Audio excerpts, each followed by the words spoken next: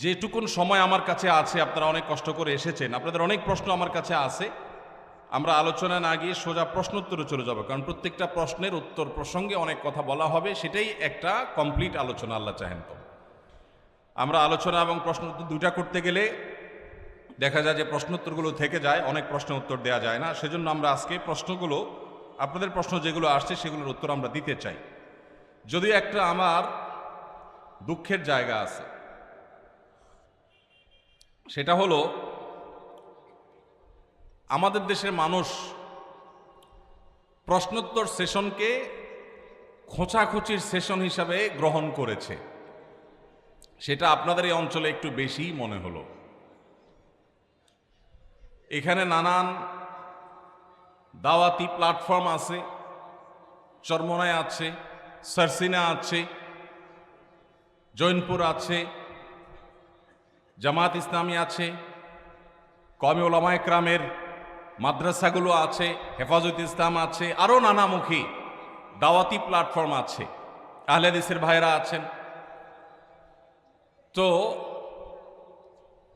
বিচিত্র এবং নানাবিধ দ্বীনি প্ল্যাটফর্ম থাকার কারণে প্রত্যেক প্ল্যাটফর্মের কিছু অনুসারীরা তার ভিন্ন মতের প্ল্যাটফর্মের ভাইদেরকে একটু খোঁচা মারার জন্য প্রশ্নের সুরতে আমার কাছে কিছু আলপিন দিয়ে দিছে। উদ্দেশ্য যে ভাই, আমি আমার আরেক মুসলমান ভাই যাকে আমি প্রতিপক্ষ মনে করি, আসলে আমাদের কেউ কারোর প্রতিপক্ষ না। আশরাফ আলী থানভী রহমতুল্লাহি আলাইহির খলিফা হযরত মাওলানা আবরারুল হক সাহেব রহিমাহুল্লাহ তিনি বলতেন, दीन के हर काम करने वालों को रफीक समझो, फरीक ना समझो। যারাই আল্লাহর দ্বীনের কাজ করবে তাদের সবাইকে আমরা বন্ধু মনে করব, প্রতিপক্ষ মনে করব না। আমার একটা পথ আছে, আপনার আরেকটা পথ। আমি একটা উপায়ে কাজ করি, আপনি আরেকটা উপায়ে কাজ করেন। উদ্দেশ্য আমাদের একটাই, আমাদের সবার বন্ধু আল্লাহ আর আমাদের সবার শত্রু শয়তান। এটা নিয়ে আমাদের কারোর মধ্যে কোনো মতপার্থক্য আছে? যত সিলসিলা আছে, যত দরবার আছে, যত দ্বীনি দাওয়াতি প্ল্যাটফর্ম আছে, যত চিন্তার মুসলমান আমরা এখানে আছি, আমাদের বিভিন্ন বিষয়ে মতপার্থক্য থাকলেও আমাদের মূল বন্ধুকে, মূল শত্রুকে এটা নিয়ে কোনো ভিন্ন মত আছে? শুধু পার্থক্য হলো যে আমাদের শত্রু ইবলিস, তাকে দমন করবার জন্য, তার শয়তানি বন্ধ করবার জন্য কে কোন উপায়ে কাজ করব। আমাদের বন্ধু আল্লাহ, তাকে খুশি করার জন্য কে কিভাবে চেষ্টা করব, এটা নিয়ে আমাদের মত পার্থক্য আছে।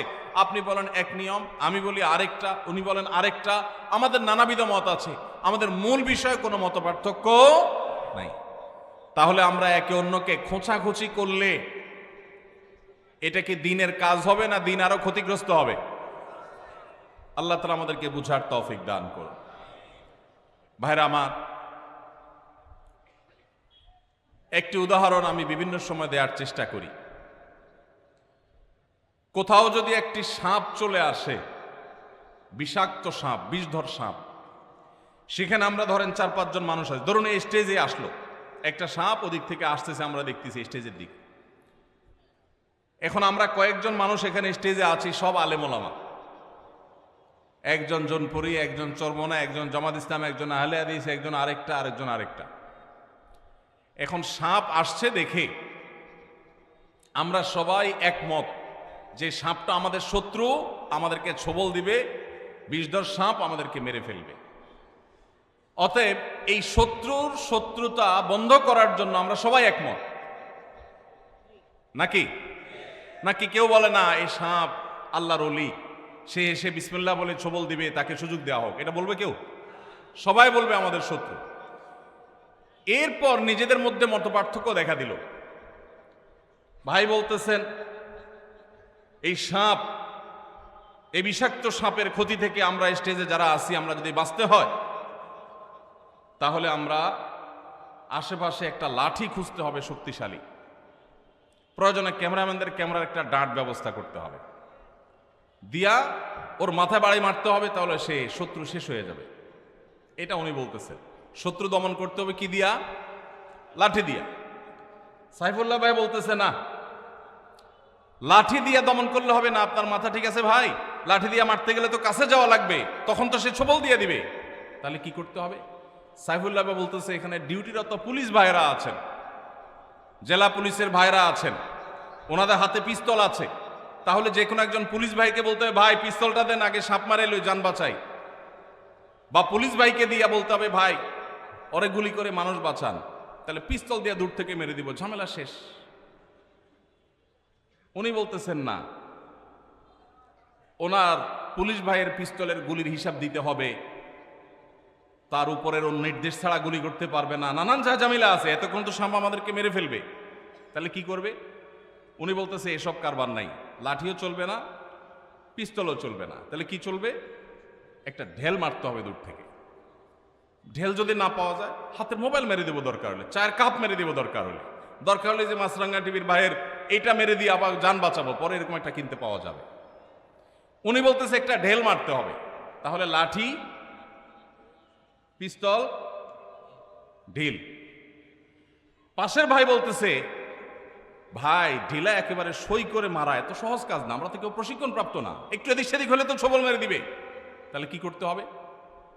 উনি বলতেছেন যে একটা লম্বা তরবারি খুঁজে পাওয়া যায় কিনা দেখতে হবে।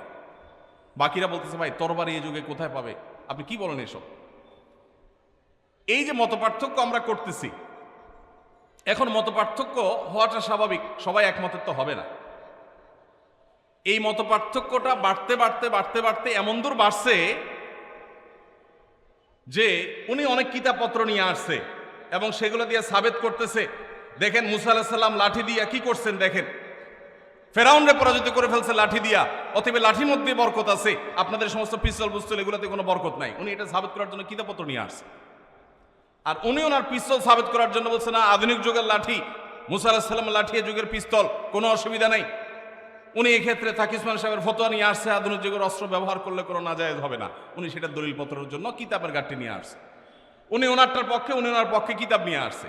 সবাই যার যার কিতাবপত্র নিয়ে দলিল দিয়া প্রমাণ করতেছে, বাহাস হচ্ছে, বিতর্ক হচ্ছে, আমারটা ঠিক তামারটা ঠিক, এরটা ভুল আমারটা সঠিক, এটা নিয়ে বিরাট বহস বিতর্ক হচ্ছে। আমরা যারা আম সাধারণ মানুষ আছি, আমরা কিছু ওনার ভক্ত, কিছু ওনার ভক্ত, কিছু ওনার ভক্ত, কিছু ওনার ভক্ত, আমরাও কয়েক ভাগে ভাগ হয়ে গেছি। ভাগ হয়ে আবার বলতেছি না আমার হুজুরটা সঠিক আর বাকি সব দালাল। এরা মূলত সাপের দংশনে সবাইকে হত্যা করতে চায়, এরা ইহুদিদের দালাল। এখানে আসছে মূলত তারা আমাদেরকে দংশন করে শেষ করবার জন্য। এই জন্য সাপ মারার যে আসল বুদ্ধি সেটা সে গ্রহণ না করে সে চিপা চাপায় এই সমস্ত ছোটখাটো আজাইরা বুদ্ধি দিয়ে বেড়াচ্ছে। এই লোকটা আসলে ষড়যন্ত্রকারী। এটা করতেছে কারা? আমরা আম পাবলিক যারা, তারা। সাপ তো নিশ্চয়ই অপেক্ষা করবে যে এদের বহস বিতর্ক চলতেছে, যেহেতু এগুলো শেষ হোক, তার আগে আমি কিভাবে দংশন করব। কি বলেন? সাপ অপেক্ষা করবে না? কেন করবে না? সাপ তো অপেক্ষা করবে যে তাদের গন্ডগোল ফাসাদ মিটমাট করুক, তারা কি নিয়ে আমার সাথে ফাইট করবে আগে ঠিক করুক, তারপর আমি দংশন করব। এই জন্য অপেক্ষা করবে সাপ। সাপ কি করবে? ওই লাঠিয়ালারাও ছবল দিবে, পিস্তল আলারাও মারবে, চান্স পাইলে ডেল আলারাও মারবে, তরবারি আলারাও মারবে। ঠিক না ঠিক? শত্রু চিহ্নিত, শত্রুর শত্রুতা নিয়ে কোনো মতপার্থক্য নাই। মতপার্থক্য হলো কিভাবে শত্রুতার দমন হবে, কিভাবে তাকে শেষ করতে হবে। মতপার্থক্য হলো আল্লাহ আমাদের সবারই প্রিয়, আল্লাহর প্রিয় পাত্র হওয়ার জন্য কোন পদ্ধতি অবলম্বন করবে এইটা নিয়ে। যদি এই গন্ডগোল ফাসাদ আর তর্ক বিতর্ক এগুলো না করে উনি ওনার লাঠিটা মারতো, উনি ওনার পিস্তল দিয়া মারতো, উনি ওনার ঢেলটা মারতো, উনি ওনার তরবারি দিয়া মারতো, তাহলে সাপটা মরে যেত। কথা কি বুঝাইতে পারছি? আজ দুর্ভাগ্যজনক বাস্তবতা আমাদের মুসলমানদের, আমরা পদ্ধতি নিয়ে গন্ডগোল করছি, মূল উদ্দেশ্যের মধ্যে কোনো মত পার্থক্য নাই। আমার সাথে আমার ভাইয়ের কারোর কোনো মত পার্থক্য নাই। আমরা সবাই জান্নাতে যেতে চাই।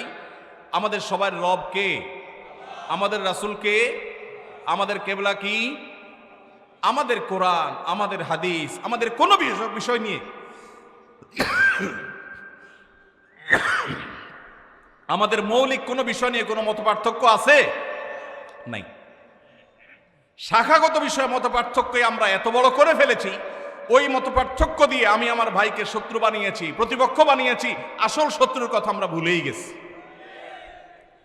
আসল শত্রু সে ফনা তুলছে মুসলিম মিল্লাতকে দংশন করবার জন্য, বাংলাদেশের মানুষের দিনদারিটাকে ধ্বংস করবার জন্য তারা ফনা তুলছে, আর আমরা আছি আমাদের নিজেদের মধ্যকার মতপার্থক্য নিয়ে।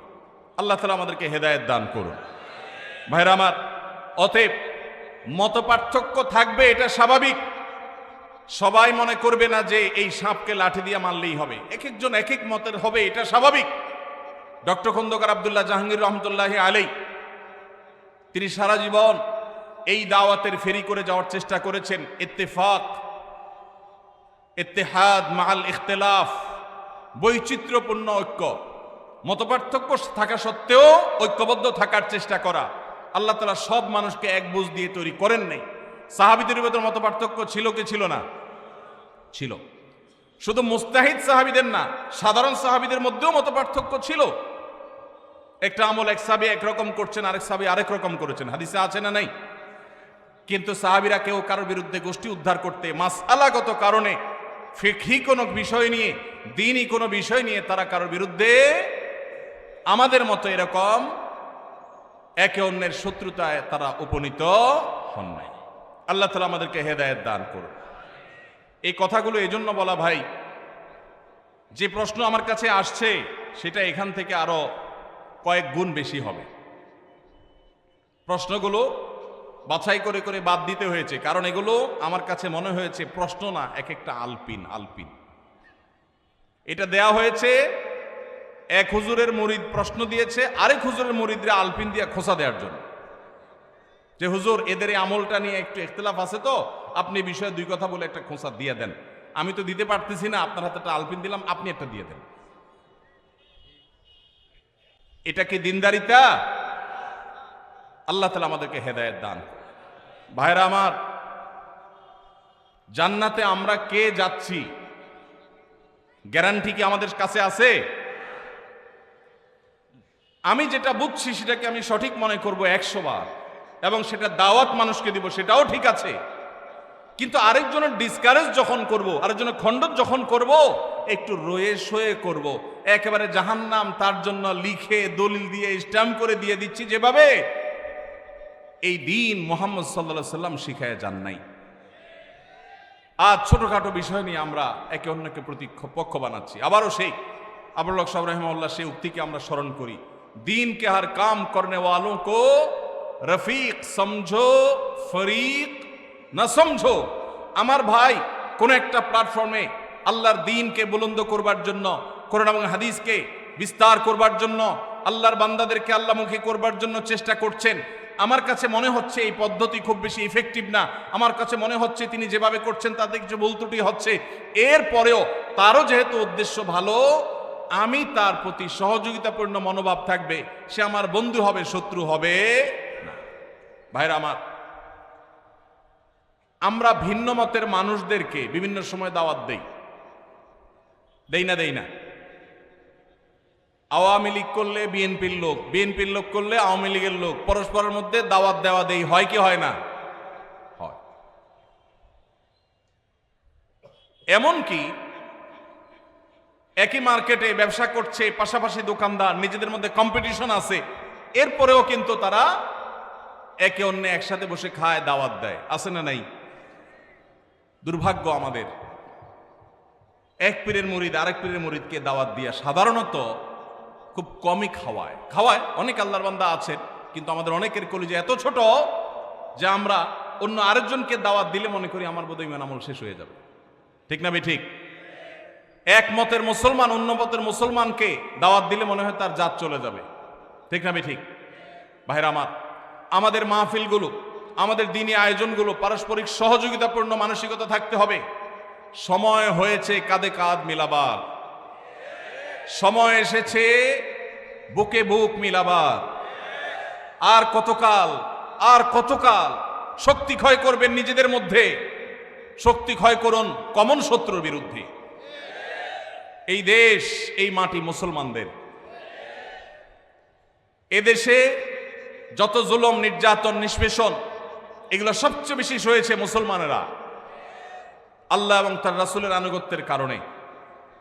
এরপরও যদি আমরা পরস্পরের সাথে কাঁধে কাঁধ মিলিয়ে কাজ না করি, আপনি আপনার উপায়ে কাজ করবেন ভাই, আমি আমার উপায়ে কাজ করব, আমি আপনারটাকে সঠিক মনে করি না, কিন্তু তাই বলে আপনাকে আমি শত্রুও মনে করি না, কারণ আমাদের উভয়ের গন্তব্য এক। আল্লাহ আমাদেরকে এক এবং নেক হওয়ার তৌফিক দান করুন। উর্দুতে একটা কথা আছে, তুম এক नहीं होगे जब तक तुम नेक नहीं होगे। ততক্ষণ পর্যন্ত আমরা ঐক্যবদ্ধ হতে পারবো না যতক্ষণ পর্যন্ত আমরা ভালো মানুষ না হব। ভাইরা আমার, কোরআন এবং হাদিস যদি আপনি খোলেন দেখবেন মঞ্চের চতুর্দিকে ওলামায়ে কেরাম আছেন। আপনি কোরআন হাদিসের দিকে তাকালে দেখবেন আল্লাহর কাছে সবচেয়ে প্রিয় মুসলমান সে যে মুসলমান আখলাক সবচাইতে সুন্দর। মা মিন শাইইন ইউদাউ ফিল মিজানি ইয়াউমাল কিয়ামাতি আথকালু মিন হুসনিল খুলুক। উত্তম আখলাকের চাইতে ওয়েটফুল কোন আমল মিজানে পাল্লায় আর উঠবে না। সেখানে আমি আমার ভিন্ন মতের মুসলমান ভাইয়ের সাথে উত্তম আচরণ, হাসি মুখে কথা বলতে পারা, তাকে একটু দাওয়াত দেওয়া, তার দাওয়াতে একটু যাওয়া, এটুকু করতে পর্যন্ত আমি কার্পণ্য করি, আমি আর যাই হোক কোনো ভালো আখলাকের মুসলমান হতে পারবো না। ভাইরা আমার, মুসলমানদের যে কমন এবং চিহ্নিত শত্রুরা আছে, সংখ্যায় গোনা যাবে, এত কম বাংলাদেশে, অথচ এদের মধ্যেও পারস্পরিক বহু ইখতিলাফ আছে, মতপার্থক্য আছে, তারপরও তারা দেখবেন কাঁধে কাঁধ মিলিয়ে একে অন্যের সহযোগিতা করছে। মুসলমানদের ইসলামের শত্রুতার জন্য, আল্লাহ এবং তার রাসূলের আনুগত্য এদেশে মানুষ যেন না করে, মুসলমানদের মধ্যে বেহায়াপনার সয়লাভ করে দেওয়ার জন্য, মুসলমানদের শিক্ষা সন্তানদেরকে শিক্ষার নামে কুশিক্ষা দিয়া ঈমান বিমুখ করবার জন্য প্রত্যেকে যার যার জায়গা থেকে কাজ করছে, যার হাতে যেটা আছে সে সেটা দিয়ে চেষ্টা করছে আঘাত করার জন্য। আর আমরা মুসলমানরা লেগে আছি নিজেদের মধ্যকার মতো পার্থক্যগুলো নিয়ে, নিজেরটাকে সাব্যস্ত করে আরেকজনেরটাকে খণ্ডন করার জন্য শক্তি ক্ষয় করছে। আমার শক্তি সামনে এগিয়ে যাওয়ার জন্য ব্যয় না করে আমাদের নিজেদের মধ্যে নষ্ট করার জন্য আমরা ব্যয় করছি। আল্লাহ আমাদেরকে আমাদের শক্তিকে নিজেদের মধ্যে ব্যয় না করে, ক্ষয় না করে, আমাদের কমন শত্রুর বিরুদ্ধে ক্ষয় করার তৌফিক দান করুন। আমরা চেষ্টা করবো তো ইনশাআল্লাহ। দিলগুলোকে বড় করতে হবে। ছোট দিলের মানুষ কখনো ভালো মুসলমান হতে, আপনি তাহাজ্জুদ গুজার হতে পারেন, আপনি নিয়মিত নফল রোজা নফল নামাজকারী হতে পারেন, আপনি বহু দানকারী হতে পারেন, কিন্তু আপনার দিলটা যদি ছোট হয় তাহলে আর যা হোক আপনি আল্লাহর খাতায় ভালো মুসলমান হতে পারবেন না।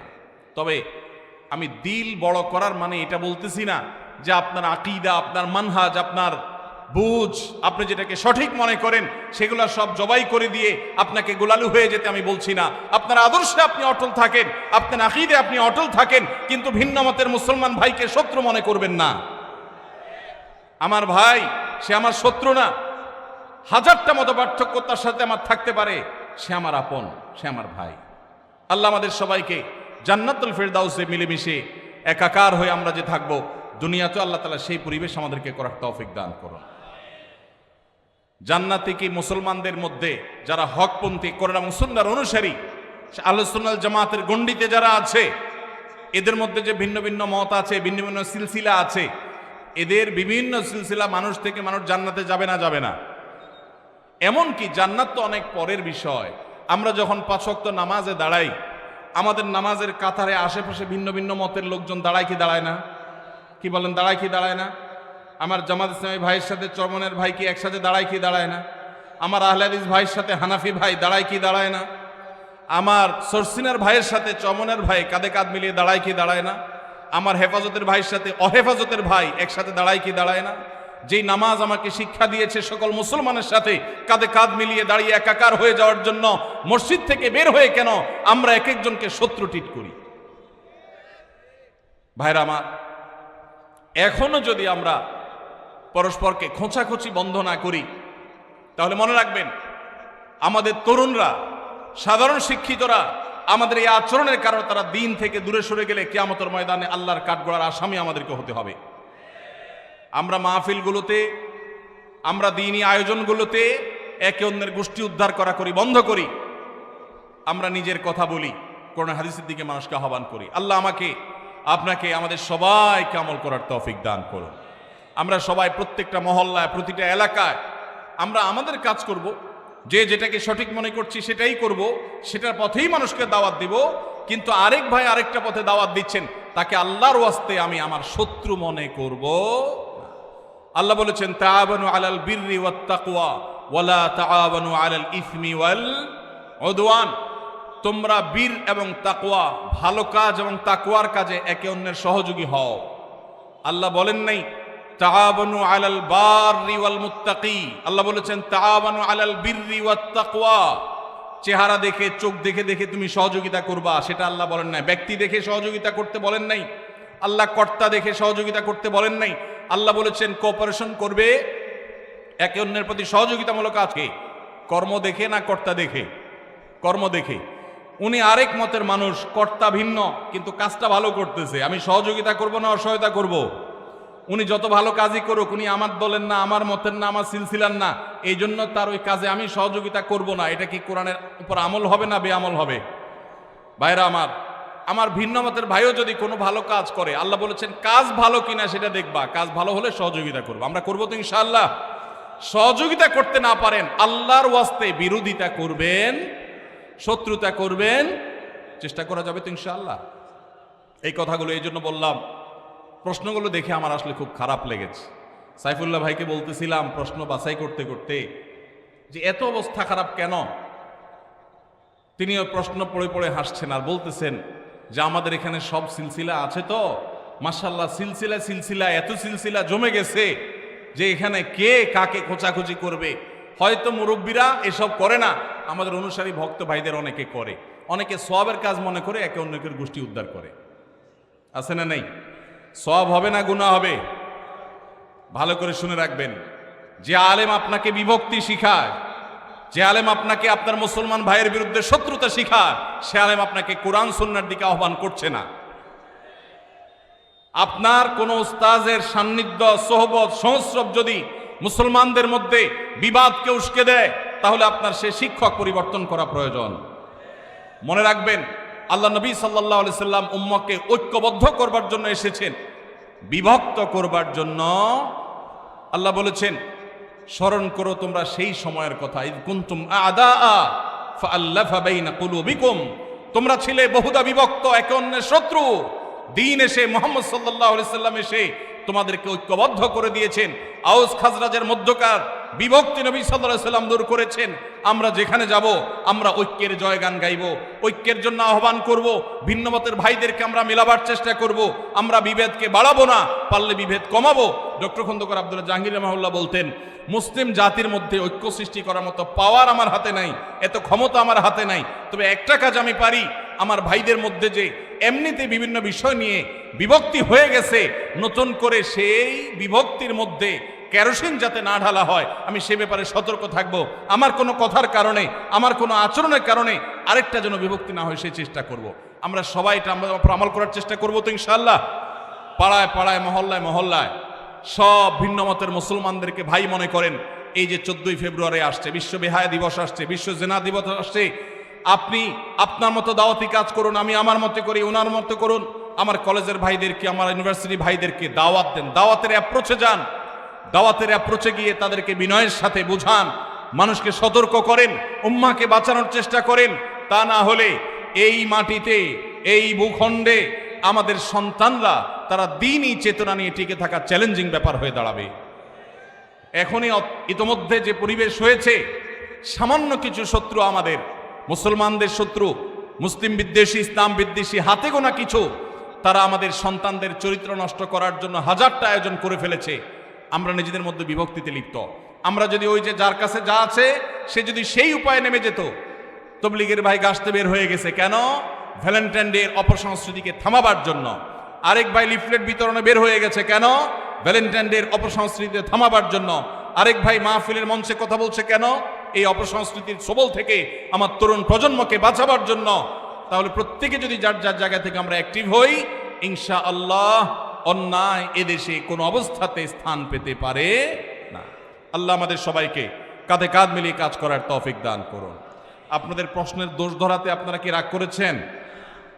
দেখেন, আপনারা আবার রাগ করেন না। কারণ আপনাদের এলাকার তারিফ করেছি। এখন আপনারা যদি বলেন শুধু পাম্পট্টি দিতে, তাহলে সেটা তো আমার সঠিক কাজ হবে না। আমি যেটা দোষ দেখেছি সেটাও বলার চেষ্টা করেছি। আল্লাহ আমাকে, আপনাকে, আমাদের সবাইকে ইসলাহ করার তৌফিক দান করুন। চলেন ভাই আমরা প্রশ্নের উত্তরে চলে যাই। অনেক প্রশ্ন আপনাদের, কয়টা উত্তর দেওয়া সম্ভব আমি জানি না। বিসমিল্লাহ। প্রথম প্রশ্ন, ধূমপান বা অ্যালকোহল পান করলে কি নামাজ হবে কিনা, বা আমরা অনেকের কাছে শুনেছি যে 40 দিন যাবৎ নামাজ হবে না, এটা কতটুকু সত্য, আর এটার ব্যাখ্যাও জানতে চাচ্ছিলাম। দেখুন, একটি হাদিস রয়েছে, নবী সাল্লাল্লাহু আলাইহি সাল্লাম বলেছেন, কেউ যদি নেশা গ্রহণ করে, নেশা জাতীয় কোনো দ্রব্য গ্রহণ করে, এবং সে যদি নেশাগ্রস্ত হয়, 40 দিন যাবৎ তার ইবাদত কবুল হবে না, নামাজ কবুল হবে না। তো এই হাদিসে নেশাগ্রস্ত হওয়ার কথা বলা হয়েছে। ধূমপান করা গুনাহ, এটা জায়েজ নাই, এ বিষয়ে তেমন কোনো মতপার্থক্য আলেমদের মধ্যে নাই। আপনারা জানেন আমাদের দেশে কয়েকটা রোগের কারণে মানুষের মৃত্যুর হার, স্বাভাবিক মৃত্যুর হার কমে ভয়াবহভাবে মৃত্যুর হার বেড়ে চলেছে। এর মধ্যে অন্যতম হলো ক্যান্সার। আমাদের সমাজে আগে এক একটা ইউনিয়নে একজন ক্যান্সারের রোগী খুঁজে পাওয়া কঠিন হতো, এখন ঘরে ঘরে ক্যান্সারের রোগী। আপনি খোঁজ খবর নিলে দেখবেন 2-4-5টা ফ্যামিলির মধ্যে, আত্মীয় স্বজনের চেইনের মধ্যে একজন না একজন ক্যান্সারের রোগী পাওয়া গেছে। ক্যান্সারের যত কারণ আছে, এর মধ্যে সবচেয়ে বড় কারণ হলো এই মাদক। এমনকি যারা পানের সাথে জর্দা খান, সাদা পাতা খান, ক্যান্সারের কারণ। ডাক্তাররা সতর্ক করেন, কিন্তু আমরা শুনি না। যারা ধূমপান করছেন তারা নিজেদেরকে ধ্বংসের দিকে ঠেলে দিয়েছেন। এই জন্য এটাকে সারা বিশ্বের সমস্ত ওলামা একরাম ঐক্যবদ্ধভাবে এটাকে নাজায়েজ বলেছেন। অনেক ওলামা একরাম এটাকে হারাম বলেছেন। এই জন্য এমনিতে ধূমপান করা নাজায়েজ কথা, গুনাহের কথা। পাশাপাশি কেউ যদি নেশাগ্রস্ত হয়ে যায়, তাহলে তার 40 দিনের ইবাদত কবুল হবে না, সে কথাও হাদিসে আছে। বিধায় এটা থেকে বেঁচে থাকা দরকার। আমাদের যে সমস্ত ভাইয়েরা ধূমপানের বদভ্যাসে এখনো আছেন, অনেকেই আছে, এই মাহফিলে হয়তো থেকে থাকতে পারে, তাদের সংশোধনের জন্য সবচেয়ে বড় সুযোগটা সামনে আসছে রমজান মাস। রমজান মাসে মানুষ 12 থেকে 14-16 ঘন্টা এমনি রোজা রাখে, আবার ঘুমে থাকে রাতে প্রায় 6 ঘন্টা, তাহলে 14 আর 6 20 ঘন্টা। তারাবির নামাজ এবং অন্যান্য ইফতার, সাহারি এগুলো মিলে যদি আরো 1 ঘন্টাও ধরেন, তাহলে 21 ঘন্টা। আর বাকি থাকে কয় ঘন্টা দিনের? মাত্র 3 ঘন্টা যদি কষ্ট করে জিম খিসে কেউ নিজেকে নিয়ন্ত্রণ করতে পারে, তাহলে 30 দিন তার ধূমপান ত্যাগ করার অভ্যাস গড়ে উঠবে ইনশাআল্লাহ। অনেক ভাই আছেন ধূমপান ত্যাগ করতে চান, কিভাবে করবেন তিনি জানেন না। রমজান মাস হলো তার সবচেয়ে বড় সুবর্ণ সুযোগ, চাইলেই এই বদভ্যাস ত্যাগ করা যায়। আল্লাহ আমাদেরকে তৌফিক দান করুন। এরপরে প্রশ্ন, বড় বড় আলেম ওলামা পরামর্শ দেন যারা মাদ্রাসায় খেদমত করেন, আপনারা খেদমতের পাশাপাশি ছোটখাটো ব্যবসা করবেন। আমরা যারা হিফজ বিভাগে খেদমত করি, আমাদের ক্লাস রুটিন এমনভাবে সাজানো, এর মধ্যে অন্য কিছু করার সময় থাকে না, এবং আমাদের বেতন সব থেকে কম। এই টাকা দিয়ে সংসার চালাতে খুবই কষ্ট হয়। এখন আমাদের করণীয় কি? এই প্রশ্ন যে ভাই দিয়েছেন খুবই প্রাসঙ্গিক এবং খুবই প্রয়োজনীয় প্রশ্ন দিয়েছেন। আমাদের দেশে হিফজখানা শিক্ষকদের প্রতি অনেক ক্ষেত্রে অবিচার করা হয়। এখানে অনেক মাদ্রাসার পরিচালক আমার ভাইয়েরা আছেন, ওলামা একরাম আছেন। বিনয়ের সাথে বলতে চাই, মাদ্রাসার সংখ্যা, ছাত্রের সংখ্যা না বাড়িয়ে আল্লাহর ওয়াস্তে করজোড় করে অনুরোধ করি, কোয়ালিটি বাড়াবার চেষ্টা করেন। আসুন্নাহ ফাউন্ডেশনের তরফ থেকে আমরা চাইলে 2-10-20টা দাওরা হাদিস মাদ্রাসা আল্লাহর ফজলে 1 বছরে করে ফেলা কোনো ব্যাপার না। আমাদের একটা বাচ্চাদের মাদ্রাসা আছে, বাচ্চাদের, ঢাকা একটা ব্রাঞ্চ, কুমিল্লা একটা ব্রাঞ্চ। ঢাকায় 600-650 ছাত্র আছে। আমরা চাইলে ঢাকায় আল্লাহর ফজলে 5-10টা ব্রাঞ্চ খুলে ফেলতে পারি, কিন্তু আমরা খুলি নেই। কেন? একটা দিয়েছি, বছর 3 হচ্ছে, আরো 1-2 বছর 3 বছর এই মাদ্রাসার শিক্ষকদের একজন একজন করে ঘষা মাজা দিয়ে তাকে আমরা যেই শিক্ষকের স্বপ্ন দেখি, আমরা ছোটবেলা যে উস্তাজদের দর্দে দিল অনুভব করতাম, সেরকম উস্তাজ গড়ে তুলব, সেরকম মোহতামিম প্রিন্সিপালকে গড়ে তুলব, অভিভাবকদেরকে গড়ে তুলব, আল্লাহ তৌফিক দিলে ইনশাআল্লাহ। এরপরে আমরা ব্রাঞ্চ খুলব এবং চাইলেই বড়দের মাদ্রাসা করতাম। অনেক আলেম আছেন ছোটদের মাদ্রাসা করতে চান না, দাওরায়ে হাদিস খুলতে চান, ইফতা খুলতে চান, নিচের দিকে খুলতে চান না। আমরা উল্টা, আমরা বলি আমরা নিচের দিক থেকে গড়ব। একদম ছোট বাচ্চা নেব, জীবনে কোনো স্কুলে কোনো মাদ্রাসা যাই নাই, ওকে নিব, এই কাদামাটিকে আমার মতো করে আমি গড়ব। এই ছেলেই এক সময় যুগের মুজাদ্দিদ হবে ইনশাআল্লাহ। আর আমি নিজ থেকে নানান বদভ্যাস এক এক মাদ্রাসা এক এক স্কুল থেকে এক একটা নিয়ে আসছে, ওই বুড়া বয়সে বাচ্চার পিছনে সময় দিব, ওইটা সময়টাকে আমরা নষ্ট সময় মনে করি। হ্যাঁ, তাদের পেছনে সময় দিতে হবে ভিন্নভাবে, কিন্তু আমরা কোয়ালিটি গড়ার চেষ্টা করি। ভাইরা আমার, যারা মাদ্রাসা পরিচালনা করেন, আল্লাহর ওয়াস্তে ছাত্র সংখ্যা না বাড়িয়ে, বলতে ভালো শোনা যায় 500 ছাত্র 600 ছাত্র, দাওরায়ে হাদিস আছে, ইফতা আছে, আদব আছে, এই গাল গল্প না দিয়ে এইটা বলার চেষ্টা করেন যে আমার এখানে শিক্ষকদের বেতন 20-30 হাজার টাকার নিচে নাই, আমার এখানে পরিচ্ছন্ন পরিবেশ 5 স্টার 4 স্টার দরকার নাই, কমপক্ষে 2 স্টার মানের আছে। এটা বলেন যে আমার এখানকার বাচ্চারা উস্তাদরা সবাই আল্লাহওয়ালা, তাহাজ্জুদ গুজার, এটা বলার মতো পরিবেশ গড়েন। সংখ্যা বাড়াবেন না। যেই পরিমাণ মাদ্রাসা এদেশে আছে, যদি কোয়ালিটি ভালো থাকতো, সঠিক থাকতো, এই দেশের চেহারা বদলাই তার কিচ্ছু দরকার হতো না। এই যে হেফজখানার উস্তাদদের বেতন কম দেন কেন রে ভাই? এই জুলুম। আমরা আমাদের মাদ্রাসা আলহামদুলিল্লাহ জিম্মাদার যিনি, তাকেও দেওয়ার চেষ্টা করি 70,000 টাকার বেশি মাসে। একজন মানুষ শহরে মিনিমাম চলতে যদি তার যা দরকার সেটা যদি আপনি দিতে না পারেন, তখন সে তো ডান বাম উল্টাপাল্টা কাজ করবে। তার ভিতরে আল্লাহর ভয় কম থাকলে আর দুনিয়া তাকে পরিবর্তন করার চেষ্টা করবে। এই জন্য হেফজখানার শিক্ষকদের আল্লাহর ওয়াস্তে তাদের বেতন বাড়াবেন। আর দ্বিতীয়ত হলো, এই যে হেফজখানাগুলোতে যে মারধর হয়, এমন মারধর এখন কমে গেছে আলহামদুলিল্লাহ, কিন্তু এখনো অনেক জায়গায় আছে। এই মারধর কেন হয়? এর যদি 10টা কারণ থাকে, তার একটা কারণ হলো একই ওস্তাদ ওই ভোর 4টা বাজে উঠছে, রাত 10টা পর্যন্ত উনি বসে আছে। মানুষ তো বেচারা, এই ছেলে পড়া পারতেছে না, ওই ছেলে দুষ্টামি করতেছে, এই সবগুলো তার ব্রেনের উপরে প্রেসার পড়ে। সকাল থেকে রাত পর্যন্ত এই একই জিনিস করতে করতে করতে করতে তার ভিতরে যে চাপ আসে, এই চাপের কারণে সে অনেক সময় দেখা যায় মেজাজ হারিয়ে ফেলে।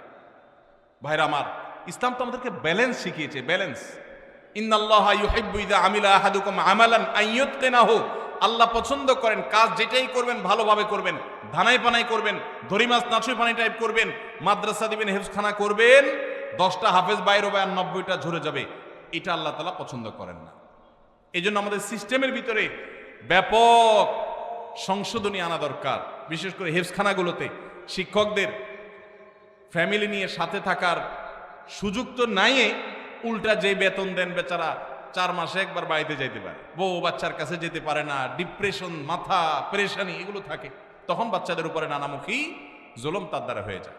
এই জন্য ভাইরা আমার, অন্তত কিছু মেসাল সৃষ্টি করেন, কিছু উদাহরণ সৃষ্টি করেন। এই কথাগুলো আপনাদের বলছি, আপনারা অনেকে মাদ্রাসা পরিচালনা করেন, এখানে উলামায়ে কেরাম আছেন, হেফজখানা শিক্ষকদের এই দিকটা দেখা দরকার। পাশাপাশি প্রশ্নে যে একটা গুরুত্বপূর্ণ বিষয় উঠে আসছে, আলেমদের অন্য কাজ করা দরকার, এর সাথে আমি শতকণ্ঠে একমত পোষণ করি। উলামায়ে কেরাম যারা আছেন, আল্লাহর হস্তে কিছু একটা আপনার ইমামতির পাশাপাশি, আপনার শিক্ষকতার পাশাপাশি কিছু একটা করেন। একমাত্র বাংলাদেশ অদ্ভুত এক দেশ, এদেশে আলেমরা কিছু করলে মানুষ বলে হুজুর দুনিয়াদার হয়ে গেছে। 2004-05 সনের দিকে আমার মনে পড়ে, আমি ঢাকার মণিপুরে এক মসজিদে তখন জিম্মাদারিতে ছিলাম, ইমামতি করি, খতিব। সেখানে এখন মাওলানা ওমায়ের কোব্বাদি সাহেব আছেন, ওনাকে রেখে আমি সৌদিতে গেছিলাম। তো আমার মনে আছে, আমার মুয়াজ্জিন সাহেব উনি তখনকার আমলে আপনার ওই যে ফোনে রিচার্জ করার যে কার্ড, তখন তো কার্ড অনেক বেশি বিক্রি হতো,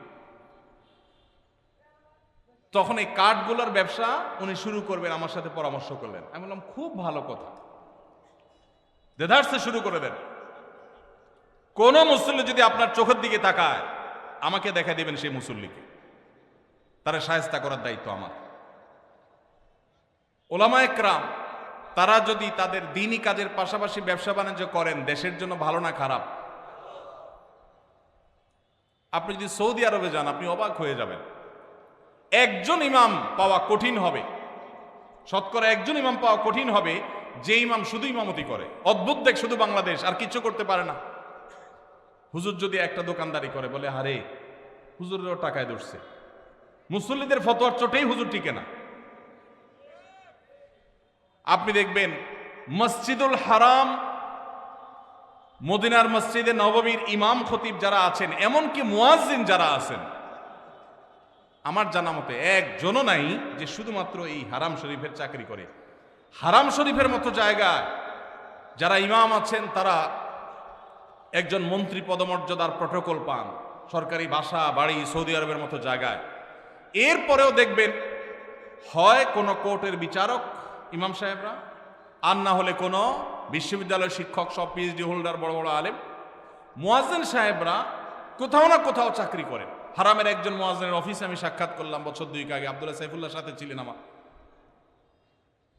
ওনার অফিসে গেলাম, এক বাংলাদেশি বলল যে হারামের অমুক মুয়াজ্জিন সাহেবের অফিসে আমি টি বয়ের কাজ করি, আপনারা কি দেখা করবেন নাকি? আমি বললাম হারামের মুয়াজ্জিনের সাথে দেখা করো তো সৌভাগ্যের, চলেন যাই।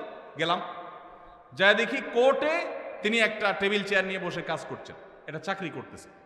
হারামের মুয়াজ্জিনই তো দূরের কথা, হারামের ঝাড়ুদারি করার সুযোগ পাইলে তো আমাদের দাপটে চলে বলতাম আবার চাকরি করে কে, দরকার আছে? হাদিয়ে খেয়ে তো কুলাবো না। আপনি যদি দারুল দেওবন্দ যান, আপনি দেখবেন দেওবন্দ মাদ্রাসার শিক্ষকদের কারোর হয়তো বুক বাইন্ডিংস এর দোকান আছে, কারোর হয়তো দাওয়াখানা আছে।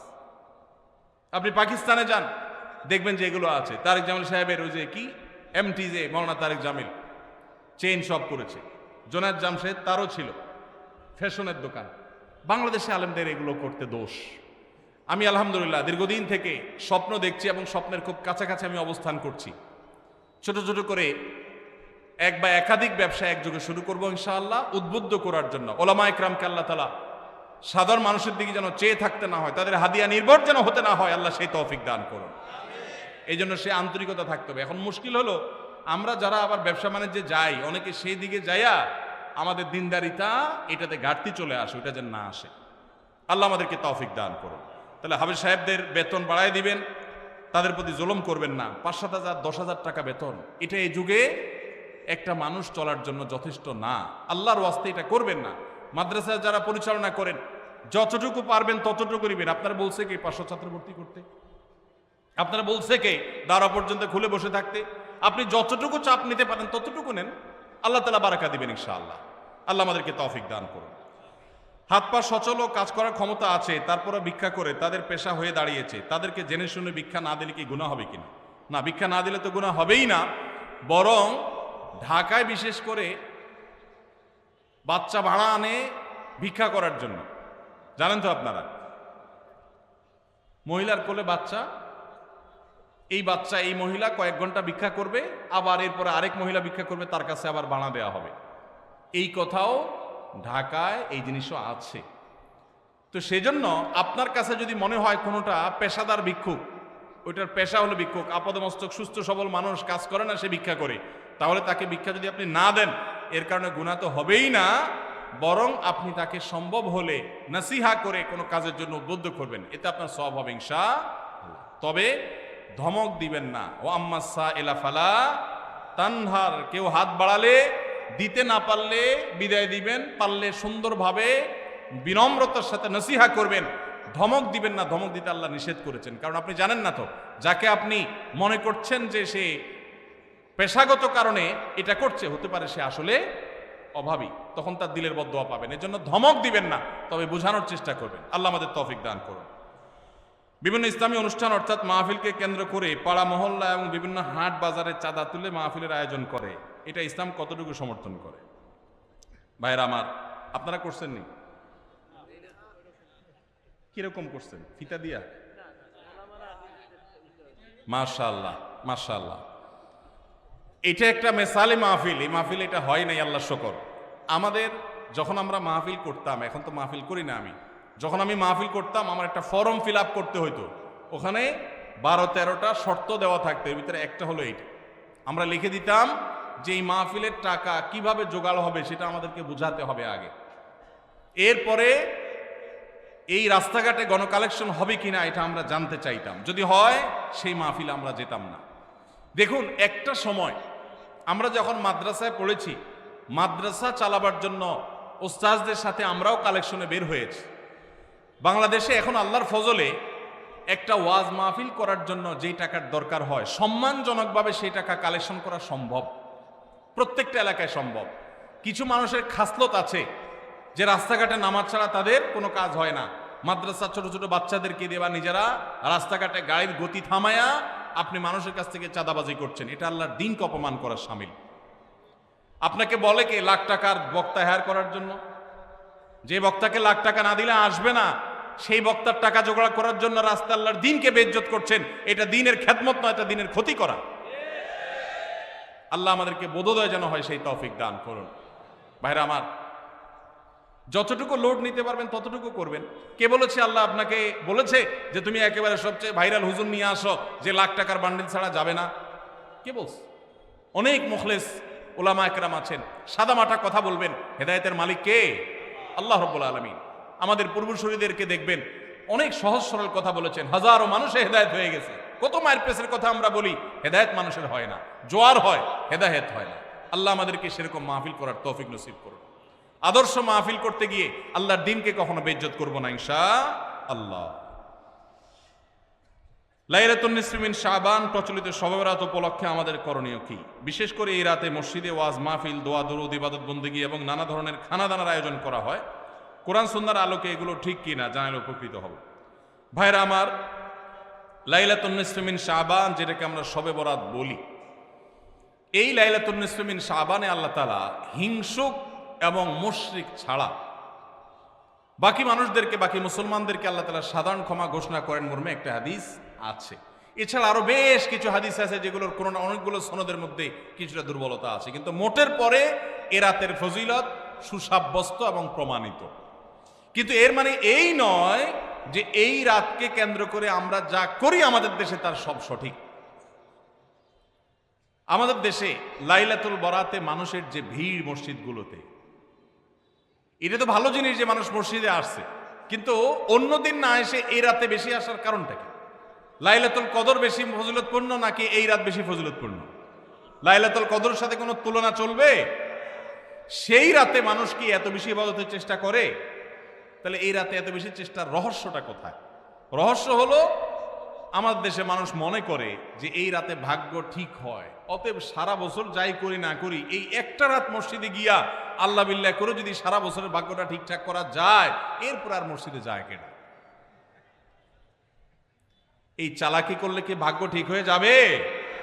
ভাইরা আমার, লাইলাতুন নিসফি মিন শাবানকে কেন্দ্র করে বহুবিধ বিদআত, বহুবিধ বাড়াবাড়ি, বহুবিধ কুসংস্কার আমাদের সমাজে আছে। এক সময় তো প্রচুর পরিমাণ পটকা ফুটাফাটি চলতো। আলহামদুলিল্লাহ, প্রশাসনের ভাইয়েরা প্রতি বছর নিষেধাজ্ঞা আরোপ করেন এবং এটা অনেকটা কমেছে, যেটা আমাদের নিরাপত্তা হুমকির মধ্যে আমাদেরকে ফেলে। দ্বীনের নামে আমরা কখনো সেগুলো করতে পারি না। অনেক মসজিদে আলোকসজ্জা করা হয়, আলোকসজ্জা তো আপনি এমনিই করেন সারা বছর, কিন্তু এই রাতকে কেন্দ্র করে আলাদা করে আলোকসজ্জা করা, এই রাতকে কেন্দ্র করে ওই যে হালুয়া রুটি খাওয়ার একটা ব্যাপার এখনো আমাদের দেশে কোথাও কোথাও আছে। অনেকে মনে করে নবীজির দাঁত মোবারক শহীদ হয়েছেন উহুদের ময়দানে, তো তিনি হালুয়া খাইছেন, সেজন্য আমরা ভালো দাঁতে হালুয়া খাই। নবীজির দাঁত ভাঙে হালুয়া খাইছেন, আমাদের আস্ত দাঁতে আমরা কি খাই? হালুয়া খাই। আপনার বাপের ঠ্যাং ভেঙে গেছে, উনি একটা লাঠি দিয়া খোড়ায় খোড়ায় হাঁটে, আপনার আস্ত ভালো দুইটা ঠ্যাং আছে, আপনি বাপের মহব্বতে বলছেন বাবা তোমার পাওটা ভেঙে গেছে, সেই মহব্বতে আমি আমার ভালো পাও নিয়ে লাঠি দিয়ে আমি খোড়ায় খোড়ায় হাঁটতেছি। কি বলেন? বাপ খুশি হবে? খুশি হবে? বলবে এটা তো বেয়াদবি, তামাশা করতেছো আমার সাথে, আমার ভেঙাইতেছো। নবীজি সাল্লাল্লাহু আলাইহি সাল্লাম দাঁত মোবারক শহীদ হয়েছে বাতিলের বিরুদ্ধে জিহাদ করতে গিয়ে। আপনি বাতিলের সাথে আঁতাত করবেন আর হালুয়া খায়া নবীজির সুন্নত আদায় করবেন, এর চেয়ে বড় হাস্যকর জিনিস আর হতে পারে না। অতএব সব ধরনের বাড়াবাড়ি কুসংস্কার আমাদের বন্ধ করতে হবে। এমনকি এই রাত উপলক্ষে মসজিদে দোয়া দুরুদের জন্য সমবেত হওয়া, এ রাতে মানুষকে ডাকাডাকি করে একেবারে এ রাতের ফজিলতের জন্য মসজিদে সবাই একত্র হওয়াকে যারা জরুরি মনে করেন তারাও ভুলের মধ্যে আছেন। ব্যক্তিগত ইবাদতে আল্লাহর ক্ষমা পাওয়ার জন্য চেষ্টা করতে পারেন, সেটা ভিন্ন বিষয়। আল্লাহ আমাদেরকে বুঝার তৌফিক দান করুন। আমাদের দেশে কেউ মারা গেলে চল্লিশা বা জমাত খাওয়ানো হয়, এটা জায়েজ আছে কিনা? ভাইরা আমার, বাংলাদেশের সবচেয়ে শক্তিশালী বেদাত হলো এই বেদাত। এর চেয়ে বড় শক্তিশালী বেদাত এদেশে আর নাই। এই ঠিক বলা মানুষ বহু লোক আছে জমাত খায় বেড়ায়। এই বরগুনার আমাদের অফিসে কিছু স্টাফ আছে, বরগুনার 2-3 জন আমার পরিচিত। তো এরা, আমি শুনছি যে তাদের একটা গ্রুপ খুলছে, তারা ফেসবুকে না যেন হোয়াটসঅ্যাপে গ্রুপ খুলছে, জমাত খাওয়ার গ্রুপ। কোথায় কখন কে মরে, কোথায় কার মরার খাওয়ান হয়, ওই গ্রুপে জানাই দিলে সবাই দলে দলে সেখানে চলে যায়। এটা তারা এক এক ইউনিয়নের এক একজন মিলে এটা করছে, যাতে কোনো ইউনিয়নের জমাত যাতে মিস না হয়। তো ভাই, এটা হলো সবচেয়ে শক্তিশালী বিদআত। কেন? আমি একটা কথা প্রায় বলি, আপনি গুগলে গিয়ে, সবার হাতে হাতে এখন আজকাল মোবাইল আছে, স্মার্টফোন আছে, গুগলে গিয়া শ্রাদ্ধ লিখে সার্চ দিবেন, তালিব্য রফালা আকার দয়ের পিঠে বড় ধ, শ্রাদ্ধ। শ্রাদ্ধ লিখে যদি আপনি সার্চ দেন, আপনি দেখবেন সার্চের যে রেজাল্ট আসবে আপনার চোখ খুলে দিবে। কি? হিন্দুদের মধ্যে একটা ধারণা আছে, সেটা হলো যদি কোনো মানুষ মারা যায়, যে মারা যায় তার মৃত্যুর পর এলাকাবাসী আত্মীয় স্বজন সবাইকে দাওয়াত দিয়ে না খাওয়ানো হলে ওই লোক স্বর্গে সোনা দানা পায়, খাওন পায় না, সে না খায় কষ্ট করে। এই জন্য ওই লোকের জন্য যে খানা দানার আয়োজন করে, ওই অনুষ্ঠানের নাম হলো শ্রাদ্ধ। ওইটার নাম কি ভাই? শ্রাদ্ধ। গুগল করে দেখেন, পেয়ে যাবেন হাতের কাছে। আমাদের সাবকন্টিনেন্টে যেহেতু হিন্দু ভাইদের সাথে আমাদের সামাজিক সহাবস্থান আছে, তারা তাদের ধর্ম পালন করেন। আমি তাওহীদবাদী, আমি ইমানদার, সেই জায়গা থেকে আমি শিরকে, আল্লাহর নিকট সবচেয়ে অপরাধ মনে করে বাঁচার চেষ্টা করি। কিন্তু তারটা তিনি করেন, তারটা তিনি করে, এটা তার ব্যাপার। কিন্তু তাদের সাথে মিশার ফলে তাদের অনেক সংস্কৃতি আমাদের মুসলমানদের মধ্যে চলে আসছে, আমরা টেরও পাই নাই। এই যে মানুষ মারা যাওয়ার পরে যে খাওয়ার অনুষ্ঠান মৃত ব্যক্তির ওয়ারিসদের উপরে চাপানো হয়, এটা ওই শ্রাদ্ধ থেকে এসেছে। এটা ইসলামে নাই। ইসলামে আছে উল্টাটা। উল্টা কি? একটা মানুষ মারা গেছেন, নবী সাল্লাল্লাহু আলাইহি সাল্লাম বলেছেন অমুক মারা গেছেন, তার পরিবারের লোকদের জন্য তোমরা খাবারের ব্যবস্থা করো। কেন? কারণ তাদের রান্না করার মতো মানসিক অবস্থা নাই। আমরাও সেটা করি, অবশ্য আপনারাও করেন। কেউ মারা গেলে তার আত্মীয় স্বজন, তার ছেলে মেয়ে বউ বাচ্চাদেরকে খাওয়ান দাওয়ান দেন, 2 দিন 3 দিন একটু খাওয়ান টাওয়ান পাঠান, এরপরে 40 দিনের দিন সুদে আসলে একসাথে উঠায় নেন। কি বলেন? খাবার পাঠান গামলায় করে একটু, আর খাওয়ার সময় গোটা গরুটা খাইয়ে ফেলেন এলাকার মানুষ। বাপ মারা গেছে, আপনি খুশি না বেজার? খুশি না বেজার? আপনার মা মারা গেছে, আপনি খুশি না বেজার? যদি বেজার হন, খাওয়ানোর যত অপশন আছে, খাওয়ানোর যত উপলক্ষ আছে মানুষ খাওয়ানোর, এটা খুশি হয়ে না বেজার হইয়া? যেমন মানুষ বিয়ে করছে, খুশির চোটে অলিমা খাওয়ায়, এটা সুন্নত। কারোর বাচ্চা হয়েছে, খুশি, এজন্য সে আকিকা খাওয়ায়। কারোর ছেলেটা পাস করছে, সে খুশি হয়েছে, এজন্য সে আটার দলা খাওয়ায়, মিষ্টি খাওয়ায়। কিন্তু আপনার বাবা মারা গেছে, আপনার তো মনের কষ্ট। আপনি যেভাবে জিয়াফত দিচ্ছেন, আপনি যেভাবে মেজবানি খাওয়াচ্ছেন, এটা দেখে তো মনে হচ্ছে আপনি অনেক খুশি। এখন জমি জমার ভাগযোগগুলো আমরা পাবো, এই উসিলা সবাই খাওয়াই। আল্লাহ আমাদেরকে হেদায়েত দান করুন। শক্তভাবে এই বেদাত আমাদের সমাজ থেকে দূর করতে হবে ইনশাআল্লাহ। আমাদের সচেতন হতে হবে। আপনার বাবা মা মারা গেছেন, ওনাদের জন্য আপনি কি করবেন? দোয়া করবেন, ইস্তেগফার করবেন, চোখের পানি ফেলবেন, দান সাদাকা করবেন। মাদ্রাসায় এতিম গরিব ছাত্ররা আছে, একবেলা খাবার টাকা দিয়ে দেন। মসজিদে কিছু ইট কিনে দেন, মসজিদের জায়গা কিনবে, সেখানে টাকা দিয়ে দেন। একজন গরিব মানুষকে কিছু টাকা দিয়ে দেন। মুর্দার তরফ থেকে সাদাকা করলে তার সব মুর্দা পায়, সেটা আপনি করেন। কিন্তু এই যে অন্য ধর্মের মানুষদের মতো করে খাবার অনুষ্ঠান যেটা করছেন, এটা সুন্নাহর খেলাফ। সুন্নাহ হলো মৃত ব্যক্তির পরিবারকে খাওয়ানো, তাদের কাছ থেকে খাওয়াটা সুন্নাত নয়। আল্লাহ আমাদেরকে বুঝার তৌফিক দান করুন। মুশকিল হলো এটা যদি আপনি না করেন, আজকের ওয়াজ শোনার পর এলাকাবাসী বলবে অমুক লোকটা মারা গেছে, কি ছেলে মেয়ে রেখে গেছে, কারো একটা হাত ধোয়াইলো না। বলবে কি না বলেন? কেন আপনার হাত আরেকজন ধোয়াইতে হবে? আপনার হাত কি লুলা হয়ে গেছে? হ্যাঁ, আরেকজন হাত ধোয়াইতে হবে, নিজের হাত নিজে ধুতে পারেন না? হাত ধোয়ানো মানে খাওয়ান আর কি, তাই না? এলাকাবাসী বহু কিছু বলবে, কিন্তু আপনি অটল থাকবেন যে আমি ইনশাআল্লাহ এগুলা করব, আমার বাবার জন্য মায়ের জন্য যেটা করলে সওয়াব হবে সেটা আমি করব। নবীজি সাল্লাল্লাহু আলাইহি সাল্লামের কাছে এক সাহাবী এসে বলছেন, ইয়া রাসূলুল্লাহ, আমার মা মারা গেছেন, আফা আহুজ্জু আনহা, আমি কি তার পক্ষ থেকে হজ করতে পারি? নবীজি বলেছেন, নাম, অবশ্যই করতে পারো। এগুলো হলো সুন্নাত। আমরা সুন্নাত বাদ দিয়ে এখন বেদাতকে আলিঙ্গন করে ফেলেছি। আল্লাহ আমাদেরকে হেদায়েত দান করুন। খাতনার অনুষ্ঠানে গোশতের পরিবর্তে বারবার ঝোল দেওয়ার কারণে সংঘর্ষে 4 জন আহত হয়েছেন। এই ন্যারো মানসিকতা আমাদের দেশে দিন দিন বেড়ে চলেছে। এর কারণ কি বলে আপনি মনে করেন? ভাইরা আমার, পত্রপত্রিকায় নিউজ হয়েছে এই বিষয়ে, আমার যতটুকু মনে পড়ে আমিও দেখেছি, আপনারাও হয়তো অনেকে দেখেছেন। এটা অবশ্য নতুন না। বিয়ের বাড়িতে চিংড়ির সাইজ যা দেওয়ার কথা ছিল বা এক্সপেক্ট ছিল তার চেয়ে একটু ছোট, এই কারণে মারামারিতে একজন নিহত। এ ধরনের ঘটনা প্রায় আপনারা শুনেন না পত্রপত্রিকা। স্ত্রীকে জামাটা ইস্তারি করে দিতে বলছে, বেচারি ভুলে গেছে, এই জন্য তালাকি দিয়ে দিস। শুনেন কি শুনেন না? এই যে অসহনশীলতা, এই যে অসহিষ্ণুতা, এটা আমাদের সমাজে বাড়ছে। বিশেষ করে প্রশ্নে যেটাতে আসছে যে খাতনার অনুষ্ঠানকে কেন্দ্র করে এটা হয়েছে। কেন এটা হয় ভাই? এর 2টা কারণ আমার কাছে মনে হয়। নাম্বার 1, এই যে খাতনার অনুষ্ঠানে মারামারি হয়ে 4 জন আহত, বিয়ের অনুষ্ঠানে মারামারি হয়ে বিয়ে ভেঙে যায়, মানুষও খুন হয়, এরকম ন্যাক্কারজনক ঘটনা পৃথিবীর আর কোন দেশে হয় আমি জানি না, তবে আমাদের দেশে হয়। দুর্ভাগ্য আমাদের।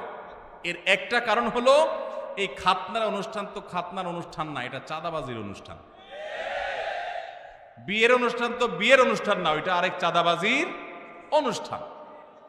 এখন যেই লোকটা 2000 টাকা দামের গিফট নিয়ে আসছে, সে জমা দেওয়ার সময় চিন্তা করছে 2000 টাকা উসুল করতে হবে। এখন খাইতে বসছে, একবার গোশত দিয়া, এরপর বারবার শুধু ঝোল দিয়া বিদায় দেন, তার তো চান্দি গরম হবেই। সে তো আপনার এখানে ইনভেস্ট করছে, এটা তো ব্যবসা। আপনার যেরকম ধান্দা তারও কি ধান্দা। পৃথিবীর কোন দেশে এই নোংরা নিয়ম আছে আমি জানি না, তবে আমাদের দেশে আছে। আমরা জানি রেস্টুরেন্টে এটা হয়, রেস্ট টু রেন্ট, ভাড়ার বিনিময়ে আরাম, রেস্ট টু রেন্ট।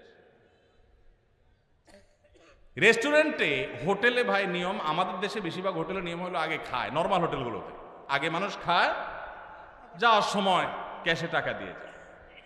আর বিয়ের বাড়ি, খাতনা, এগুলোকে আমরা এমন একটা ন্যাক্কারজনক ব্যবসায় বানাইছি যে এখানে আগে দিয়ে তারপর ঢোকা লাগে।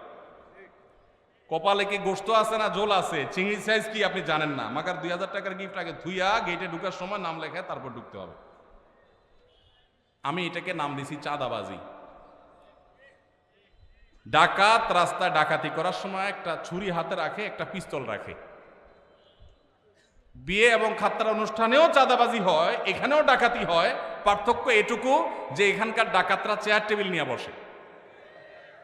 বুঝেন নাই কথা? সাধারণ ডাকাতরা অস্ত্র নিয়ে ধরে, আর এখানে হলো চেয়ার টেবিল খাতা কলম নিয়ে, হ্যাঁ ঢুকতেছেন, বলেন কি নাম, কি আনছেন দেন। এই জন্য এই সমস্ত দাওয়াত পাইলে মানুষের মন খারাপ হয়। অনেক মধ্যবিত্ত, নিম্ন মধ্যবিত্ত মানুষ আছে, নিজে চলতে কষ্ট হয়, কিন্তু বিয়ার একটা কার্ড ধরাই দিছে, খাতনা একটা কার্ড ধরাই দিছে, না গেলে বলবে বকিল, আর গেলে টাকা দিতে হবে। খাবে না 500 টাকা, দিতে হবে 2000 টাকা। এটা কি জায়েজ না জায়েজ কাজ? যুবক ভাইয়েরা যারা বিবাহ করেন নাই, বাবাজিরা যারা ছেলে মেয়েকে বিবাহ করাবেন, আল্লাহর ওয়াস্তে দীপ্ত কণ্ঠে শপথ করেন এবং মনে মনে সংকল্প করেন, আমরা ইনশাল্লাহ এই অনাচার এই সমাজ থেকে দূর করব। আপনি খাতনা করাবেন, খাতনা অনুষ্ঠান করবেন, কয়েকজন মানুষকে মেহমানদারি করবেন, ভালো জিনিস খাওয়ান, অসুবিধা নাই তো, কোনো আলেম নিষেধ করেন নাই তো এটা। কিন্তু আপনি সেটাকে ব্যবসা বানায় নিছেন। আপনার যদি খাবারের ব্যবসা করার এত প্ল্যানই থাকে, এই দাওয়াতের নামে নাটক না করে আপনি রেস্টুরেন্ট খুলে বসেন, খানা বেচবেন, 500 টাকার খানা খাওয়াবেন, হাদিয়া নেবেন 2000। অনেক জায়গায় আগে থেকে যোগ বিয়োগ করা হয়, মেহমান দাওয়াত দিব 500, খরচ হবে এত, এক একজন এবারে যে 1000 করে আনলো লাভ থাকবে এত। এটা কি ব্যবসা না? ব্যবসা না? এই ব্যবসার অনুষ্ঠান করতে আমাদের লজ্জা হওয়া উচিত। যুবক ভাইরা বিয়ের কার্ডে লিখে দিবেন, অনেক জায়গায় অনেক যুবকরা এটা শুরু করেছেন, আমি দেখেছি মাশাআল্লাহ। বিয়ের কার্ডে লিখে দিবেন বিবাহ একটি সামাজিক অনুষ্ঠান এবং একটি ইবাদত, একটি আমল, অতএব আমার এই বিবাহে আপনি এসে আমাদের ধন্য করবেন, অনুগ্রহ করে কোনো উপহার উপঢৌকন আনবেন না, আনলে সেটা গ্রহণ করার ব্যবস্থা থাকবে না। কলিজা আছে? কার কার কলিজা আছে হাত তুলেন দেখি। আল্লাহ আমাদের তৌফিক দান করুন। ভাইরা আমার, যৌতুক এই সমাজের বুকে চেপে থাকা একটা জগদ্দল পাথর ছিল। এই মাহফিলের মঞ্চ থেকে, মসজিদের মিম্বর থেকে ওলামায়ে কেরাম যৌতুককে এই দেশে জাদুঘরে পাঠিয়ে দিয়েছেন। অনেকে আছেন আলেমদের এই সমাজে অবদান খুঁজে পায় না, তাদেরকে বলছি যে ওলামায়ে কেরাম মাদক, যৌতুক, এই সমস্ত সামাজিক অভিশাপগুলো একটা একটা করে দূর করে দিয়েছেন। অতএব আমাদেরকে এই বিবাহ খাতনার নামে যে চাঁদাবাজি হয় সেগুলো বন্ধ করতে হবে ইনশাআল্লাহ। সবাই চেষ্টা করবো তো ইনশাআল্লাহ। আরেকজন যদি মনের কষ্ট নিয়ে একটা হাদিয়া দিয়ে যায়, একটা হাদিয়া দিয়ে গেল, একটা ডিনার সেট এনে দাওয়াত খাইল, কিন্তু তার মনের কষ্ট আছে। গরিব মানুষ বা মধ্যবিত্ত মানুষ অনেক কষ্ট করে, নিম্ন মধ্যবিত্তের মানুষ এটা কিনছে, কিন্তু আত্মীয় স্বজন দাওয়াত না দিলে মানে গেলে না গেলে মানুষ থাকে না, সে নিয়ে আসছে, মনে খুশি নেই। নবী সাল্লাল্লাহু আলাইহি সাল্লাম বলেছেন, লা ইয়াহিল্লু মালু ইমরিইন মুসলিমিন ইল্লা বিতিবি নাফসি, কোন মুসলমানের সম্পদ তার মনের সন্তুষ্টি ছাড়া দিলে সেটা গ্রহণ করা হালাল হবে। তাহলে আপনি হারাম খাচ্ছেন। আল্লাহকে আমরা ভয় করব, চেষ্টা করবো তো ইনশাআল্লাহ। এই যে খাতনার অনুষ্ঠানে মারামারি, বিয়ের অনুষ্ঠানে মারামারি, এর একটা কারণ হলো এইটা, যে এটাকে চাঁদাবাজি বানায় নিছেন।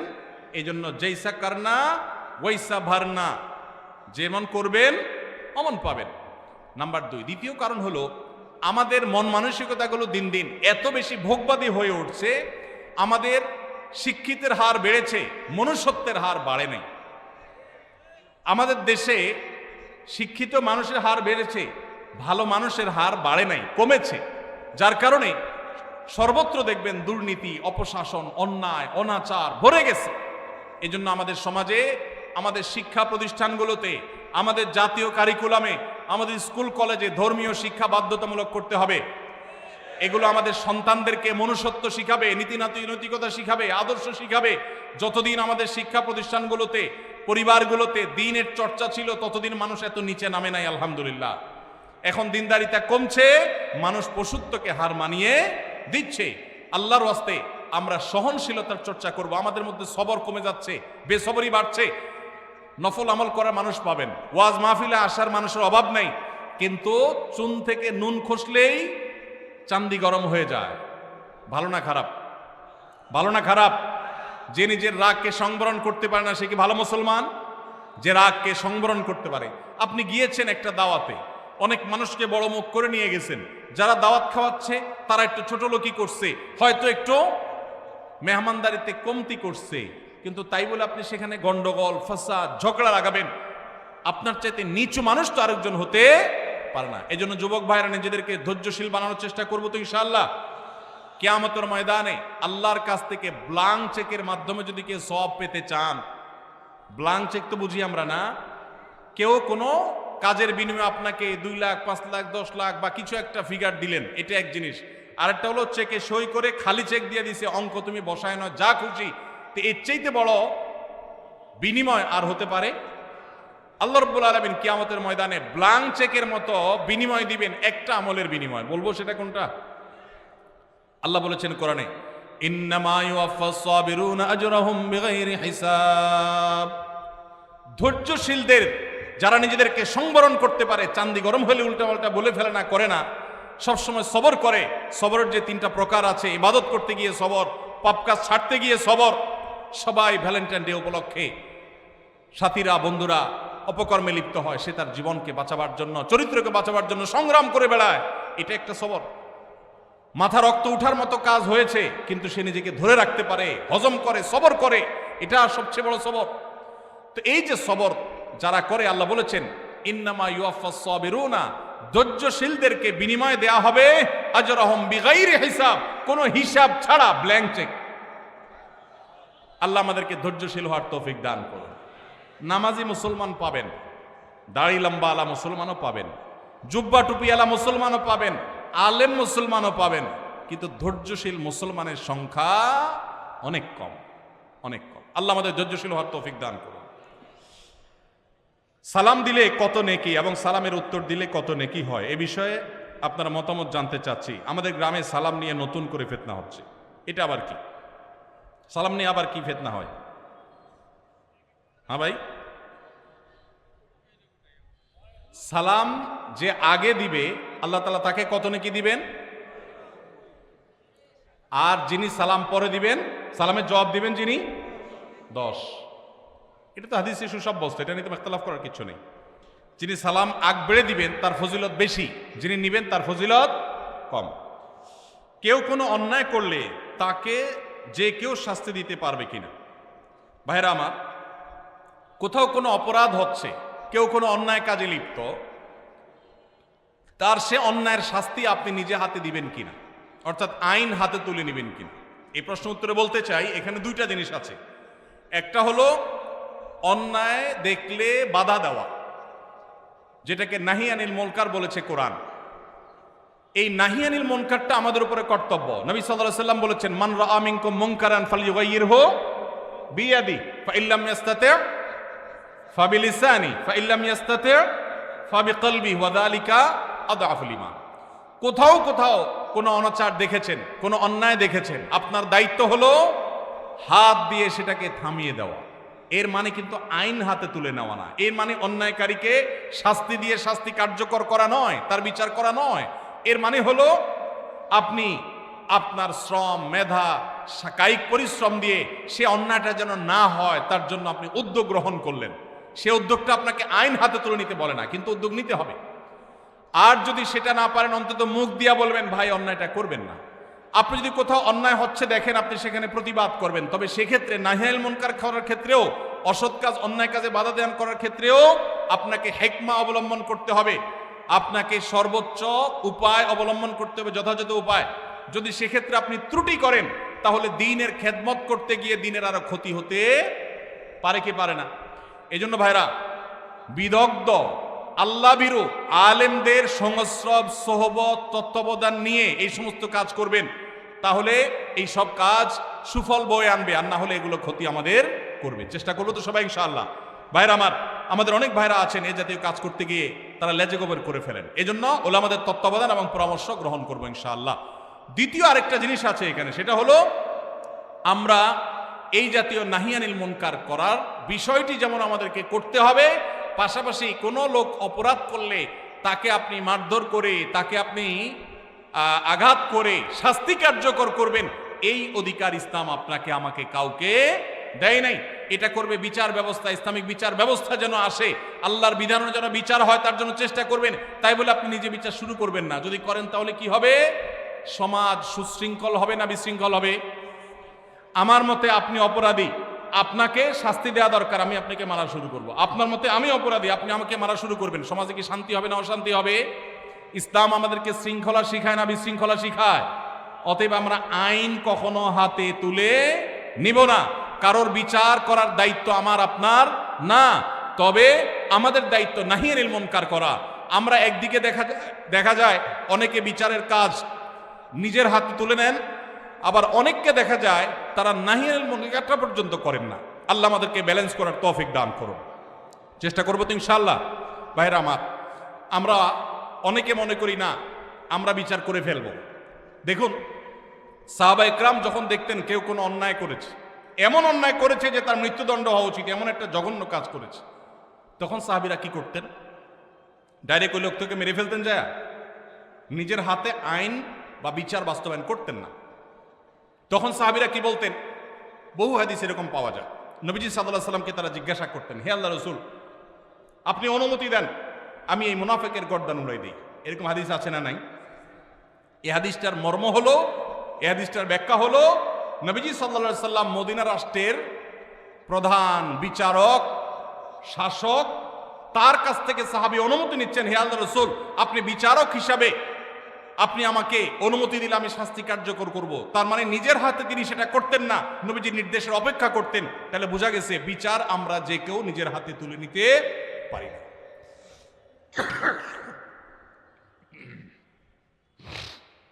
কাজী অফিসে গিয়ে উভয় পক্ষের সম্মতিতে 3 তালাক বলে বিবাহ বিচ্ছেদ করলাম, এখন কি সে আমাকে নিতে চায়, এখন আমার করণীয় কি? ভাইরা আমার, তালাকের মাসআলা এই বরগুনাতে দাওরাত হাদিস মাদ্রাসা আছে না নাই? আছে। বড় বড় মসজিদ আছে যেখানে বড় বড় মুফতি সাহেবরা আছেন, এগুলো ওলামাদের কাছে গিয়ে জিজ্ঞাসা করবেন। শর্টকাট সব মাসালার উত্তর এই সংক্ষিপ্ত ভাষণে জানতে আসবেন না, কারণ তালাকের মাসালা এভাবে দিলে ভুল হতে পারে।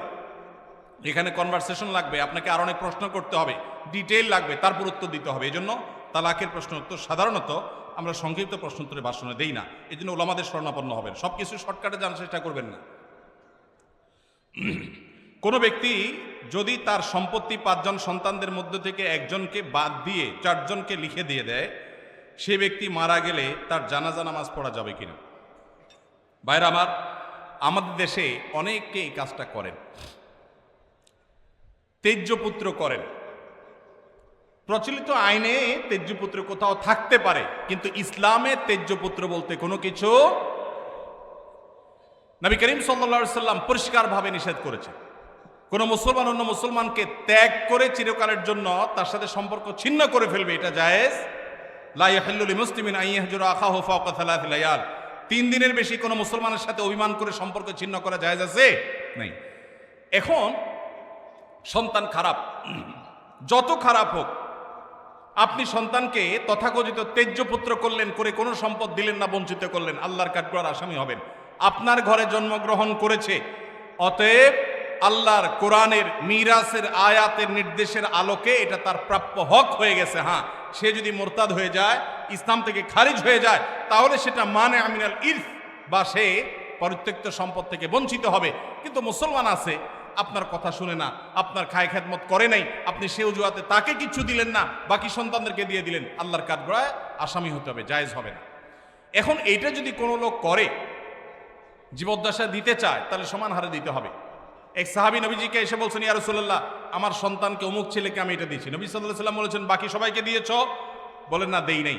তখন নবী সাল্লাল্লাহু আলাইহি সাল্লাম বলেছেন, ইত্তাকুল্লাহ ওয়া আদিলু বাইনা আওলাদিকুম, আল্লাহকে ভয় করো আর সন্তানদের মধ্যে সমতা বজায় রাখো। এই জন্য ভাইরা, এই জুলুম করা যাবে না। ইসলাম আমাদেরকে সাম্য এবং ইনসাফ শিখিয়েছে, সেটা আমাদের সব ক্ষেত্রে করতে হবে। এমনকি শত্রু হলে তার সাথেও আমাকে ইনসাফ করতে হবে। আমাদের কষ্ট হয়, আমার সাথে কারো শত্রুতা আছে, সে আমার সাথে শত্রুতা করে, কিন্তু তার বেলায় কোনো সাক্ষ্য দেওয়ার প্রশ্ন আসলে আমি সত্য সাক্ষ্য দিলে তার পক্ষে যায়, আমাদের দিতে মন চায় না। কিন্তু এই দেওয়াটাই হলো ইমানের দাবি। আল্লাহ বলেছেন, ওয়ালা ইয়াজরিমান্নাকুম শানাআনু কওমিন আলা আল্লা তা'দিলু ই'দিলু হুয়া আকরাবু লিত্তাকওয়া। কারোর সাথে শত্রুতা আছে দেখে আপনি ইনসাফ করবেন না, এটা জায়েজ আছে? এজন্য বাবাজিরা সাবধান, সন্তান সন্ততিদের মধ্যে কোনো প্রকার হেরফের করবেন না, এটা জায়েজ নাই। সেই সন্তান যদি খারাপ হয়, সে আল্লাহর কাছে দায়ী হবে, ভিন্ন কথা। তো আপনি তাকে সম্পদ থেকে বঞ্চিত করতে, হ্যাঁ, যেটা আপনি করতে পারেন, একটা সন্তান নেককার, মাদ্রাসায় পড়ে, দিনদার, ওকে একটু সম্পদ বাড়াই দিলেন তার দিনদারিতার কারণে, সেটা জায়েজ আছে। কিন্তু একজনকে টোটাল বঞ্চিত করলেন, আরেকজনের নামে সব লিখে দিলেন, এটা কিন্তু জায়েজ হবে। এখন কোন মুরব্বী যদি এই কাজ করেন, তিনি মারা গেলে তার জানাজা পড়া যাবে না, এমন কোনো কথা নেই। তার জানাজা পড়বেন, কিন্তু তিনি আল্লাহর কাছে দায়ী থাকবেন। সন্তানদের কর্তব্য হলো, বাবা যাকে বঞ্চিত করছে আমাদের ভাগ থেকে তাকে দিয়ে আমরা ব্যালেন্স করে ফেলবো, তাহলে আশা করা যায় আল্লাহ তাআলা বাবাকে হয়তো মাফ করবেন। আমাদের দেশে ব্যবসার ক্ষেত্রে টাকা দিয়ে যে শেয়ার হয়, যেমন এক দোকানদারকে আমি 1 লক্ষ টাকা দিলাম, সে আমাকে কোন হারে দিবে, হালাল পন্থা কি? ভাইরা আমার, আপনি কোনো দোকানদারকে 1 লাখ টাকা দিলেন ফর এক্সাম্পল, আপনি তাকে বলবেন, ভাই এই টাকা দিয়ে ব্যবসা করার পর যদি আল্লাহ না করুক লস হয়, তো যা লস হবে আমি লস নিব। তোমার ব্যবসার পুঁজি আছে 10 লাখ টাকা, আমি সাথে 1 লাখ যোগ করলাম, তাহলে 11 লাখ হলো। 11 লাখে টোটাল ব্যবসাটা চলবে। ব্যবসাটা করার পর একটা পর্যায়ে দেখা গেল লস হয়ে গেছে, তো তোমার কি চলে গেছে 11 লাখ টাকা। যদি আমাদের 11,000 টাকা লস হয়, তো আমার 1,000 যাবে, তোমারও 10,000 যাবে। আর যদি লাভ হয় সেক্ষেত্রে লাভের পার্সেন্টেজটা ঠিক করতে হবে। কিরকম? যে এই 1 লাখ টাকা আমি কত পার্সেন্ট পাবো। তুমি ব্যবসা যেহেতু নিজে পরিচালনা করবা, অতএব তুমি 60%, আমি 40%, অথবা তুমি 50%, আমি 50%, যে কোনো হার ঠিক করে লাভ এবং লস উভয়টার ভিত্তিতে যদি আপনি দেন সেটা জায়েজ আছে। আর যদি 1 লাখ টাকা দিয়ে বলেন ভাই আমার আসলটা ঠিক থাকবে, মাসে মাসে 2000 করে দিবেন, তাহলে এর নাম সুদ। এর নাম কি? কুল্লু কারজিন জাররা নাফআন ফাহুয়া রিবা। যদি আপনি এটা লোন হিসাবে দেন আর বিনিময় নেন, সেটা কি হবে? সুদ হবে। আল্লাহ আমাদেরকে বোঝার তৌফিক দান করুন। মেসেঞ্জার গ্রুপ চ্যাটিংয়ে SMS এর মাধ্যমে ইজাব কবুল হয়েছে। 2 জন সাক্ষীও ছিল মেসেঞ্জারে, কোনো মোহর উল্লেখ করা হয়নি। এখন বিবাহ হয়েছে কিনা? মেয়ের বয়স 13 বছর। আজকাল আমাদের অনেক যুবকরা আল্লাহর শরীয়তের সাথে তামাশা করে। তামাশা, এগুলো আল্লাহর শরীয়তের সাথে কি তামাশা। দিন কোনো ফাইজলামির নাম না ভাইরা আমার, সিরিয়াস ইস্যু। অনেকে আল্লাহকে সাক্ষী রেখে বিয়ে করে, এটা হলো অতি ভালো সাজা। অতি ভালো সাজা তো চোরের আলামত। এত মানুষ থাকতে, আল্লাহর বান্দা থাকতে আপনি আল্লাহরে কেন সাক্ষী বানাচ্ছেন? এই বিয়েগুলো বিশুদ্ধ নয়, এগুলো বিশুদ্ধ নয়, এগুলো জেনা হবে। বিবাহের জন্য 2 জন সাক্ষীর উপস্থিতি, ইজাব কবুল থাকতে হবে। এই মেয়ে, বাচ্চা মেয়ে, তার বাবা কোথায়, মা কোথায়, অভিভাবক কোথায়, কোথাকার মেয়ে। জেনা করতে গিয়ে অনেক যুবককে শয়তান নেক্সুরতে ধোকা দেয়, তারা মনে করে আমরা হালাল করছি, অথচ তারা জেনায় লিপ্ত আছে। আল্লাহ আমাদের যুবক ভাইদেরকে হেদায়েত দান করুন। এগুলো জায়েজ নাই ভাই।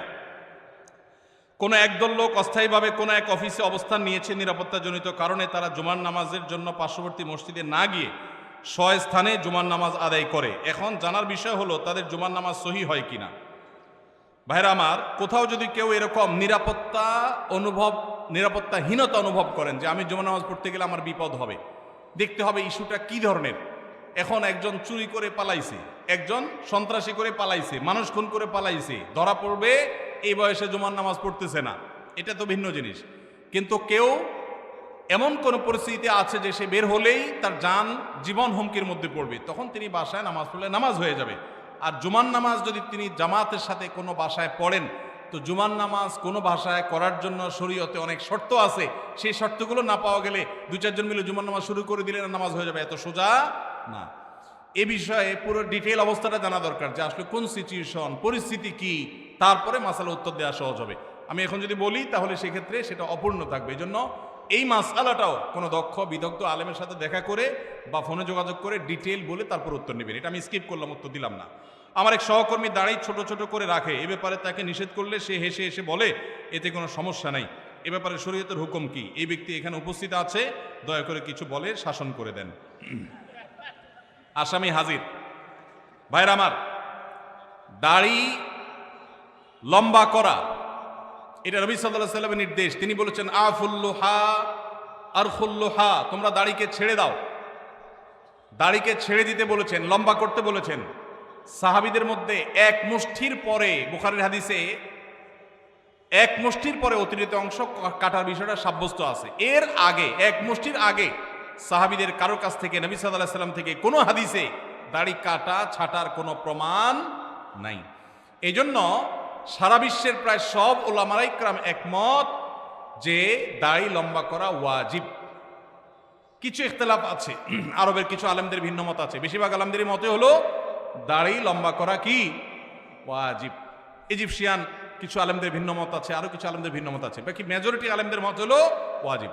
আমরা বলি দাড়ি রাখা সুন্নত, সেটা সুন্নত এই অর্থে নবীজিও দাড়ি রেখেছেন, সেই হিসাবে সুন্নত। কিন্তু তিনি নির্দেশ করলে সেটা কি হয়ে যায়? সেটা আমভাবে ওয়াজিব হয়ে যায়, সেই হিসাবে দাড়ি রাখা ওয়াজিব। অতএব ভাই, যদি কেউ মনে করে দাড়ি না রাখলে সমস্যা নাই, তার কাছে সমস্যার ডেফিনিশনটা কি, সংজ্ঞাটা কি? কেউ তো বলতে পারে নামাজ না পড়লেও সমস্যা নাই, কিন্তু একজন মুসলমান মনে করবে আল্লাহর নবীর ওয়াজিব তরক করলে সমস্যা আছে না নাই? আছে। কিয়ামতের ময়দানে তার জন্য জবাবদিহি করতে হবে কি হবে না? হবে। তবে আমাদের ভাই কেউ হয়তো খোঁচা খোঁচা দাঁড়িয়ে রাখা শুরু করেছেন, আমরা তাকে অ্যাপ্রিসিয়েট করব, আমরা তাকে দূরে সরাবো না। আলহামদুলিল্লাহ ভাই শুরুটা করে দিয়েছেন, ইনশাআল্লাহ আল্লাহ এটাতে বরকত দিবেন। আমরা তাকে এটাকে লম্বা করার জন্য নসিহা করব। তবে সেই সাথে এটাও আমাদের মাথায় রাখতে হবে, দাড়ির চাইতে অনেক ইম্পর্টেন্ট নির্দেশ আছে আল্লাহর, যেগুলো আমরা অহরহ লঙ্ঘন করি। আছে না নেই? এটা শুনে আবার বেদাড়িয়ালা একটু খুশি হয়ে গেছে, যাক আমাদের পক্ষে একটু আসলো। ভাইরা আমার, দাড়ি রাখা ওয়াজিব, সেটা নিয়ে কোনো আলাপ নাই, সেটা নিয়ে কোনো ছাড় নাই।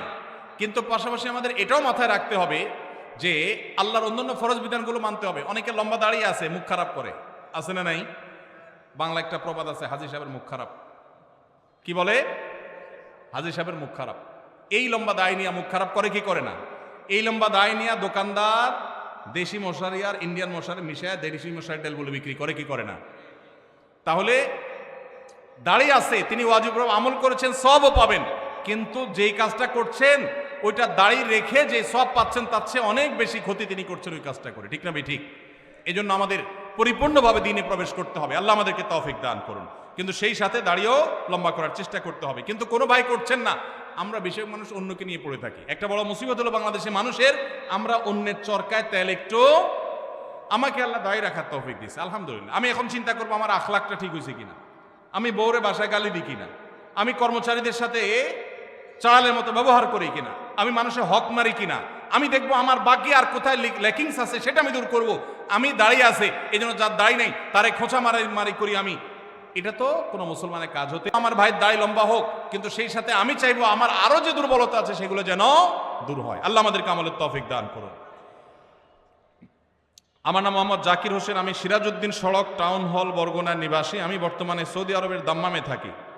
আহমদুল্লাহ হুজুর, আপনার কাছ থেকে আমি জানতে চাই, কোম্পানির ডিউটি করতে গিয়ে যে হাম্মাম ব্যবহার করি, হাম্মাম মানে টয়লেট ব্যবহার করি, তাতে অনেক সময় নাপাক পানির ছিটকে পেছনের অংশে অর্থাৎ পাছায় লেগে যায়। এই শব্দ না লিখলেও হইতো রে ভাই, যতটুকু বুঝতে পারি ধুয়ে ফেলি, কিন্তু এই নাপাক পানি প্যান্ট বা শার্টে লাগার সম্ভাবনা 100 ভাগ। আমার এই পরিস্থিতিতে প্যান্ট ছাড়া নামাজ পড়ার কোনো উপায় নাই। তারপরও আমি এই অবস্থায় 5 ওয়াক্ত নামাজ পড়ি এবং আল্লাহর কাছে কান্নাকাটি করি। আমার নামাজ কবুল হবে কিনা?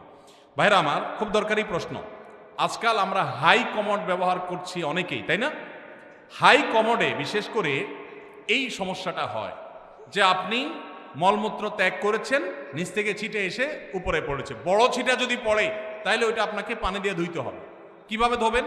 ওই যে স্প্রে করছেন, সেই স্প্রে পেছনের অংশে, কোমরের অংশে আপনি স্প্রে করে ভালো করে ধোবেন, ব্যাস যথেষ্ট। আর যদি সামান্য ছোট ছোট ছিটা আসে, যেমন পেশাব করতে গেছেন, শুয়ের আগা যে পরিমাণ পানি থাকে ওই পরিমাণ ছিটা পেশাবের আসছে, তাহলে তাতে ইনশাআল্লাহ নাপাক হবে না। অনেক সময় দেখা যায় পেশাব করলে শীতের দিন বাষ্প হয়ে ওই বাষ্পটা কাপড়ের শরীরে মিশে, এতেও কাপড় শরীর নাপাক হবে না ইনশাআল্লাহ। কিন্তু যদি ওই কমোডের পানি যেখানে নাপাক আছে ওখানে আপনার নাপাক পড়ে সেখান থেকে যদি উপরে পানি উঠা পড়ে তাহলে অবশ্যই সেটা নাপাক হবে। অনেকের আবার এখানে সূচিবায়ুর রোগ আছে, অহেতুক সন্দেহ করে, কিছুই হয় নাই উনি সন্দেহ করে, সেটা আবার সমস্যা। সন্দেহকে কোনো প্রশ্রয় দেওয়া যাবে না। তো এ ভাইয়ের প্রশ্ন উত্তর হলো যে আপনি চেষ্টা করবেন ধুয়ে ফেলার। ধুয়ে ফেলছেন, বাস, এরপর আল্লাহর তাওয়াক্কুল করে নামাজ পড়বেন, অহেতুক সন্দেহ করবেন না। আমার একটা প্রশ্ন, কোনো ব্যক্তি এমন ঋণগ্রস্ত যা পরিশোধ করা কষ্টকর, এক্ষেত্রে ওই লোক ব্যাংক থেকে ঋণ নিয়ে ঋণ পরিশোধ করতে চাইলে সেটা পারবে কিনা জানতে পারলে ভালো হয়। যিনি ঋণগ্রস্ত তিনি ব্যাংক থেকে সুদি লোন নিয়ে যদি ঋণ পরিশোধ করতে যান তাহলে গাছের গোড়া কেটে আগায় পানি দেওয়া হবে, গোড়ায় কেটে আগে পানি দেওয়া হবে। ঋণ পরিশোধ ভালো কাজ, কিন্তু সুদি কারবার করা ভালো না খারাপ? সুদি কারবার করা কি ভালো কাজ না খারাপ কাজ? শুধু খারাপ কাজ, জঘন্য হারাম। এখন কত হলে আপনি কি করবেন? আপনি চেষ্টা করবেন আপনার জমি জমা বিক্রি করে কারো কাছে ধার দেনা করে পরিশোধ করার। অনেকে আমার কাছে চিরকুট দেয়, ভাই আমল শিখে দেন যে আমল করলে ঋণ পরিশোধ হয়ে যাবে। ছাত্ররা চিরকুট দেয়, কালকে বরিশালে প্রোগ্রাম ছিল, চিরকুট লিখে দিছে কি এমন আমল শিখিয়ে দেন যে পরীক্ষার খাতা উল্টো পাল্টা লিখলে ওটা ঠিক হয়ে যাবে। কত আজগুবি আজগুবি প্রশ্ন মানুষ দিতে পারে। আমি এই প্রশ্ন দেখে বললাম, এই প্রশ্ন বলতেছে এটা একটা ফাঁকিবাজ ছাত্র। ভালো ছাত্র হলে সে পড়ালেখার চেষ্টা করবে, কলম পড়া, ওই ধানাই ফানাই করা, অমুক পিসাবের কাছে যাওয়া পরীক্ষার আগে, এগুলো সব ফাঁকিবাজ ছাত্রদের কাম। ভালো ছাত্র পড়ালেখা করবে, ফাঁকি ঝুঁকি দিবে না, আর আল্লাহর কাছে দোয়া করবে, মুরব্বীদের কাছে দোয়া চাইবে, বাস না। আপনি ধানাই ফানাই করলে এটা আলামত খারাপ। বিধায় একইভাবে ঋণ পরিশোধের জন্য অনেকে বলে, ভাই আমল শিখাই দেন ঋণ পরিশোধ যেন হয়ে যায়। তা আমি অনেককে এরকম হাতের কাছে পেলে জিজ্ঞেস করি, ঋণ কত টাকা? বলে 5 লাখ টাকা। জমি জমা ঘর বাড়ি? আলহামদুলিল্লাহ গর্বিটা আছে। জমি জমা? জমি জমা আছে, কিছু চাষের জমি আছে, ওগুলো বিক্রি করলে কত হবে? ওগুলো তো অনেক টাকার জিনিস, তো সেগুলো বিক্রি করে ঋণ দেন না কেন? না, জমি বিক্রি করে ঋণ দেবো নাকি? মানে আপনি দোয়া শিখাই দেন, ওইটা আমল করলে উপর থেকে আল্লাহ বস্তা ফালাই দিবে, ঋণ দিয়ে দিব, আর আমার জমি আমারটা থাকবে। এই 2 নাম্বারই করলে কোনো কাজ হবে? সাধ্য অনুযায়ী আমার গর্বিটা বিক্রি হলো, আমি ঋণ পরিশোধ করব, তাই বলে সুদে লোন নেওয়া জায়েজ হবে না। এটা অনেক ভাইরা ভুল করেন। বিভিন্ন রেস্টুরেন্টে, বিশেষত চাইনিজ রেস্টুরেন্টগুলোতে সি ফুডের নামে যে কাঁকড়া, অক্টোপাস, স্কুইড বা এরকম সামুদ্রিক প্রাণী খাওয়ানো হয়, বিশেষ করে কাঁকড়া খাওয়া শরীর দৃষ্টিতে বৈধ কিনা?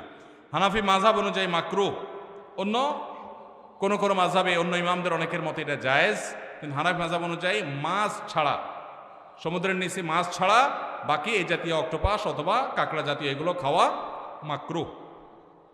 জুমার সালাতে নবী সাল্লাল্লাহু আলাইহি সাল্লাম কোন সূরা পড়তেন? জুমার নামাজে আমাদের নবী করিম সাল্লাল্লাহু আলাইহি সাল্লাম সূরায়ে সাব্বিহ ইসমা রাব্বিল আলা এবং গাশিয়া, এই 2 সূরা বেশিরভাগ পড়তেন, এবং এত বেশি পড়তেন যে সাহাবীদের কেউ কেউ বলতেন নবীজি সাল্লাল্লাহু আলাইহি সাল্লামের জুমার নামাজে এই সূরা শুনতে শুনতে আমার মুখস্থ হয়ে গেছে, এত বেশি পড়তেন। সূরায়ে সাব্বিহ ইসমা রাব্বিল আলা এবং হাল হাদাকা হাদিসুল গাশিয়া। আর কোন হাদিসে আসছে নবী সাল্লাল্লাহু আলাইহি সাল্লাম সূরায়ে জুমআ এবং মুনাফিকুন, এই 2 সূরা জুমার নামাজে পড়তেন। সুন্নত কাজ নিয়ে ব্যঙ্গ করা হলে কি ধরনের পাপ হতে পারে জানতে চাই। কোন সুন্নত নিয়ে যদি কেউ ব্যঙ্গ করে, ঈমান নষ্ট হয়ে যাবে। কি হয়ে যাবে? দেখুন, একটা পয়েন্ট বোঝার চেষ্টা করতে হবে। সুন্নত কেউ পালন না করলে কি বেঈমান হবে? কিন্তু সুন্নত নিয়ে কেউ ব্যঙ্গ করলে কি হবে? ঈমান নষ্ট হবে। নিজে দাড়ি নেই, আপনি বেঈমান হবেন না, আল্লাহ মাফ করে জান্নাত দিতেও পারেন। কিন্তু কেউ দাড়ি রেখেছে, বলতেছেন তাকে ব্যঙ্গ করে, কিরে জঙ্গি হয়ে গেছে দেখি, ছাগলের মতো লাগতেছে দেখি, হ্যাঁ, এরকম আজে বাজে কথা বলতেছেন, তাহলে কিন্তু ঈমান যাওয়ার আশঙ্কা আছে। খুব ভয়ঙ্কর ব্যাপার। বিদ্রোহর শামিল, আল্লাহর সঙ্গে বিদ্রোহের শামিল। বাংলাদেশে কোনো আইন আপনি অমান্য করলেন, আপনার শাস্তি হবে, নাগরিকত্ব বাতিল হবে না। কিন্তু আপনি বাংলাদেশ রাষ্ট্রকে অস্বীকার করলেন, আইনকে অস্বীকার করলেন, সেক্ষেত্রে আপনি রাষ্ট্রদ্রোহী হবেন। আল্লাহর কোনো বিধানকে মানেন নাই, সেটা একটা বিষয়, কিন্তু আপনি অস্বীকার করেছেন, ঠাট্টা করেছেন, বিদ্রুপ করেছেন, তাহলে কিন্তু ঈমান চলে যাবে। অনেক যুবক ভাইরা আছেন, বিশেষ করে দাড়ির ইস্যুতে, কোনো ভাই দাড়ি রেখেছেন, তার সাথে হাসাহাসি করে, তাচ্ছিল্য করে নিজের ঈমানটা নষ্ট করে ফেলেন। আছে না নাই? নিজে করতে না পারেন, আরেকজন করলে খবরদার কোনো বিদ্রুপ করবেন না। এরপরে প্রশ্ন, ইন্নী ওয়াজ্জাহাতু ও নাওয়াইতুন পড়ার কোনো দলিল আছে কিনা? দলিল আছে ভাই, ইন্নী ওয়াজ্জাহাতুনের দলিল আছে। ইন্নী ওয়াজ্জাহতু ওয়াজহাল্লাযী ফাতারাস সামাওয়াতি ওয়াল আরদা হানিফা মা আনা মিনাল মুশরিকিন লা শারীকা লাহু ওয়া বিযালিকা উমিরতু ওয়া আনা আউয়ালুল মুসলিমিন। আরো লম্বা আছে, এটা দোয়ার প্রথম অংশ বললাম। এটা আমাদের নবী করিম সাল্লাল্লাহু আলাইহি ওয়াসাল্লাম মুখস্থ করছি, আর বাকি আরো 2টা যে আছে আমরা জানি না। নবী করিম সাল্লাল্লাহু আলাইহি ওয়াসাল্লাম মাঝে মধ্যে সেগুলোও পড়তেন। এখন এটাকে আমাদের দেশে বানাইছে জায়নামাজের দোয়া। ভাই, নবীজির সময় কি জায়নামাজ ছিল? দোয়া আসলো কোত্থেকে? জায়নামাজই তো ছিল না, দোয়া আসলো কোত্থেকে? তো জায়নামাজে দাঁড়ানোর কোনো দোয়া নাই। দোয়া আছে কিসের ভাই? নামাজ শুরুর। ইন্নী ওয়াজ্জাহতু হলো নামাজ শুরুর দোয়া, ওইটা লাগাইছে নিয়ে কোথায়? জায়নামাজে।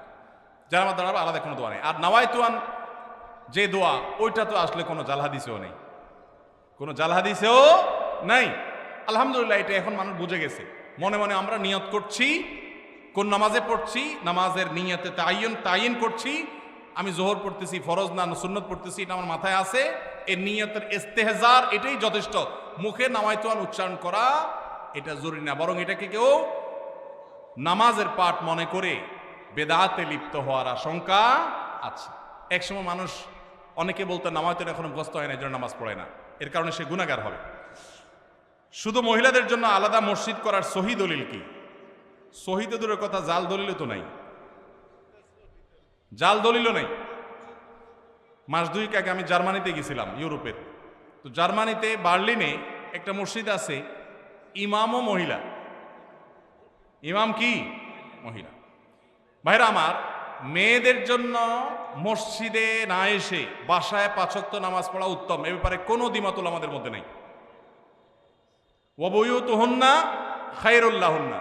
তবে হাদিসের আগের অংশ আছে, আল্লাহ নবী সাল্লাল্লাহু আলাইহি ওয়াসাল্লাম বলেছেন, লা তামনাউ মা আল্লাহি মাসাজিদ আল্লাহ, আল্লাহর বান্দিরা মসজিদে আসলে বাধা দিও না, কিন্তু তাদের জন্য মসজিদে আসার চাইতে বাসায় নামাজ পড়া বেশি উত্তম। তার নবীজি চাইতেন তারা যেন বাসায় পড়ে। মসজিদে দিনই কোনো প্রোগ্রাম, কোনো বিশেষ কারণে যদি আসে, দিনই এলেম অর্জন করার জন্য আসে, তাহলে ফিতনামুক্ত সেই পরিবেশ থাকলে আসবে, আর না হলে সেটাও বাসা বা অন্য অঙ্গনে হবে। আর পাবলিক প্লেসে যে মসজিদগুলো, শহরের মসজিদগুলো, মহিলারা বাজারে ডাক্তার দেখাইতে বিভিন্ন কারণে আসে, সেগুলো তো অবশ্যই মেয়েদের নামাজের ব্যবস্থা থাকা দরকার। কিন্তু মেয়েদের জন্য মসজিদে এসে 5 ওয়াক্ত নামাজের জামাতে হাজির হওয়ার চাইতে বাসায় নামাজ পড়া অধিকতর উত্তম। মদিনায় এক মহিলা নবী সাল্লাল্লাহু আলাইহি ওয়াসাল্লামের পেছনে এসে নামাজ পড়ার জন্য মসজিদে নামাজ 1 রাকাতে 1000 রাকাতের সওয়াব নবীজিকে যখন বলেছেন, নবীজি বলেছেন তুমি তোমার বাসায় পড়লে বেশি সওয়াব হবে, কেন কষ্ট করে আসো? এখানে 1000 পালে ওখানে আরো বেশি পাবে। কিন্তু আমাদের বন্ধুরা অনেকে আবেগে নিজেকে সামলাইতে পারেন না। আল্লাহ আমাদের বুঝার তৌফিক দান করুন। তাহলে মেয়েদের বাসায় নামাজ পড়া উত্তম, কিন্তু শহরে পাবলিক প্লেসে মেয়েদের নামাজের জায়গা না থাকার কারণে বহু পর্দানসীন, বহু নামাজি মেয়েরা ওয়াক্ত চলে যায়, নামাজ পড়তে পারে না। ডক্টর খন্দকার আব্দুল্লাহ জাহাঙ্গীরউল্লাহ বলতেন, আমাদের মা বোনরা বাসায় অবস্থান করবে, প্রয়োজনে বের হবে, এটাই শরিয়ার নির্দেশ। কিন্তু আমাদের মা বোনরা যে কোনো কারণে বাইর হয়ে গেছে, এখন যদি বলেন যে নামাজ পড়তে দিব না, বাসায় যাওয়া ছাড়া পড়বে না, তাহলে কাজা হবে, তাহলে সেটা তো তার জন্য ক্ষতিকর হবে। এই জন্য ব্যালেন্স আমাদেরকে শিখতে হবে। তো মহিলাদের জন্য আলাদা মসজিদ করার, পৃথক মসজিদ করার কোনো নজির শরিয়াতে নাই, কোনো আলেমের কোনো মত এর সপক্ষে নাই। এটা সারাসর ফিতনা, যদি কেউ করে না জায়েজ হবে। মসজিদের ভিতরে প্রথম কাতারের সামনে দেয়ালের ওই পাশে লাশ রেখে সালাত আদায়ের দলিল চাই। বাবারে সব দলিল চাচ্ছে দেখি। দেখেন, মসজিদে যখন জানাজার নামাজ হবে তখন লাশ মসজিদে ঢুকাবে না, কেন? কারণ লাশে রক্ত, পুজ, পানি ইত্যাদি থাকতে পারে, মসজিদ নাপাক হবে। সেজন্য মসজিদকে পরিচ্ছন্ন রাখার প্রয়োজনে লাশটাকে পশ্চিম পাশে রেখে তারপর জানাজা পড়া হয়। কিন্তু এটা সুন্নাহ না। সুন্নাহ কোনটা? সুন্নাহ হলো মাঠে জানাজা নামাজ পড়া। এই সুন্নাহ মুর্দা হয়ে গেছে। কোনো কারণ ছাড়া গ্রামের মসজিদে এই কাজটা করা হয়। এই সুন্নাহটা জিন্দা করার জন্য আমাদের উলামাদের কাজ করতে হবে, ভাইদের কাজ করতে হবে। চেষ্টা করা যাবে না ইনশাআল্লাহ? ফরজ নামাজ হয়ে যাবে, বাইরে এসে জানাজা নামাজ পড়বেন। আমি যেখানে জুমা পড়ে আলহামদুলিল্লাহ এভাবে আমি জানাজা নামাজ পড়ি। আমি সারা জীবন যেখানে যে মসজিদে গেছি আমি চেষ্টা করেছি এই সিস্টেমটাকে জিন্দা করার, সুন্নাত জিন্দা করার। আরেকটা সুন্নাত আমাদের জিন্দা করতে হবে, সেটা হলো ঈদের নামাজ মসজিদে পড়া সুন্নাত না মাঠে পড়া সুন্নাত? ঈদের আনন্দই মাটি হয়ে গেছে, পোলা বলেন এখন মসজিদে মসজিদে ঈদের নামাজ পড়ে। আমি আমার শৈশবের কথা মনে পড়ে, একটা ঈদগাহ ছিল আমাদের পুরো ইউনিয়নে, অনেক দূর থেকে সেখানে যেতাম, যে আনন্দ পেতাম। এখন ঘরে ঘরে মসজিদে মসজিদ ঈদের নামাজ, কেন?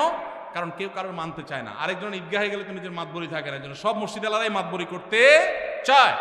মসজিদে ঈদের নামাজ পড়া সুন্নার খেলাফ। হ্যাঁ, কোন শহরে ওইরকম পর্যাপ্ত মাঠ নাই, তাহলে মসজিদে পড়েন। রাস্তা বন্ধ করে নামাজ পড়ার চাইতে মসজিদে পড়া ভালো। ইয়াকুমুল জুলুস আলা তারিক, নবীজি রাস্তা বন্ধ করতে নিষেধ করেছেন, সেটা করবেন না। কিন্তু তাই বলে মসজিদ বাদ দিয়া, মাঠ বাদ দিয়া বিনা কারণে মসজিদে ঈদের নামাজ পড়বেন না, উন্মুক্ত জায়গা পড়বেন। এই সুন্নাহটাও জিন্দা করা দরকার। ঈদের যে আনন্দ সেটা এখন নাই। পোলাপান বসে বসে মোবাইল টিপে আর মসজিদে 5 ওয়াক্ত পড়ে, ঈদও পড়ে, আলাদা কোনো আনন্দ পায় না। ঈদগাহে যাওয়ার যে আনন্দ ওইটা কখনো মসজিদে আদায় হয় না। এই সুন্নাহটা আমাদের উলামারা চাইলে জিন্দা করতে পারেন। অনেক মাঠ আছে কিন্তু চেষ্টাও করে না অনেকে। ভাই শেষ করা দরকার,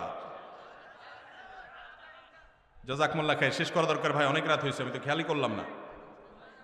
হ্যাঁ, 10:30 পর্যন্ত 7 মিনিট আছে হায়াত। আচ্ছা ঠিক আছে। বাঙালি ওয়াজ শোনার ওস্তাদ, আমলের বেলায় ঠনঠন হলে কি হবে? ওয়াজে ওস্তাদ। ফজর নামাজ জামাতের সাথে পড়ার পাক্কা নিয়ত আছে কার কার? হাত তোলেন। আল্লাহ আমাদের সবার হাতগুলোকে কবুল মঞ্জুর করুন। পাক্কা নিয়ত যে করছেন, এটা বাস্তবায়ন করার জন্য অ্যালার্ম দিতে হবে ডাবল ট্রিপল করে। মোবাইল আবার দূরে রাখতে হবে, যেন বন্ধ করে আবার শুয়ে না যান। আর আরেকটা নামাজি বন্ধুকে বলতে হবে, দোস্ত তুই আমারে ফোন দিবি, আমি তোরও ফোন দেবো। চেষ্টা করা যাবে না ইনশাআল্লাহ? আল্লাহ আমাদের তৌফিক দান করুন। আচ্ছা, সংক্ষেপে যাই। অনেক চাকরির ক্ষেত্রে দেখা যায়, যেমন ডিফেন্সের চাকরিতে নবী সাল্লাল্লাহু আলাইহি ওয়াসাল্লামের সুন্নাত দায়ী রাখার জন্য সিনিয়রের অনুমতি নিতে হয়, এবং চাকরির বয়স কম তাই অনুমতি দেয় না। এ বিষয়ে যৌক্তিকতা কি?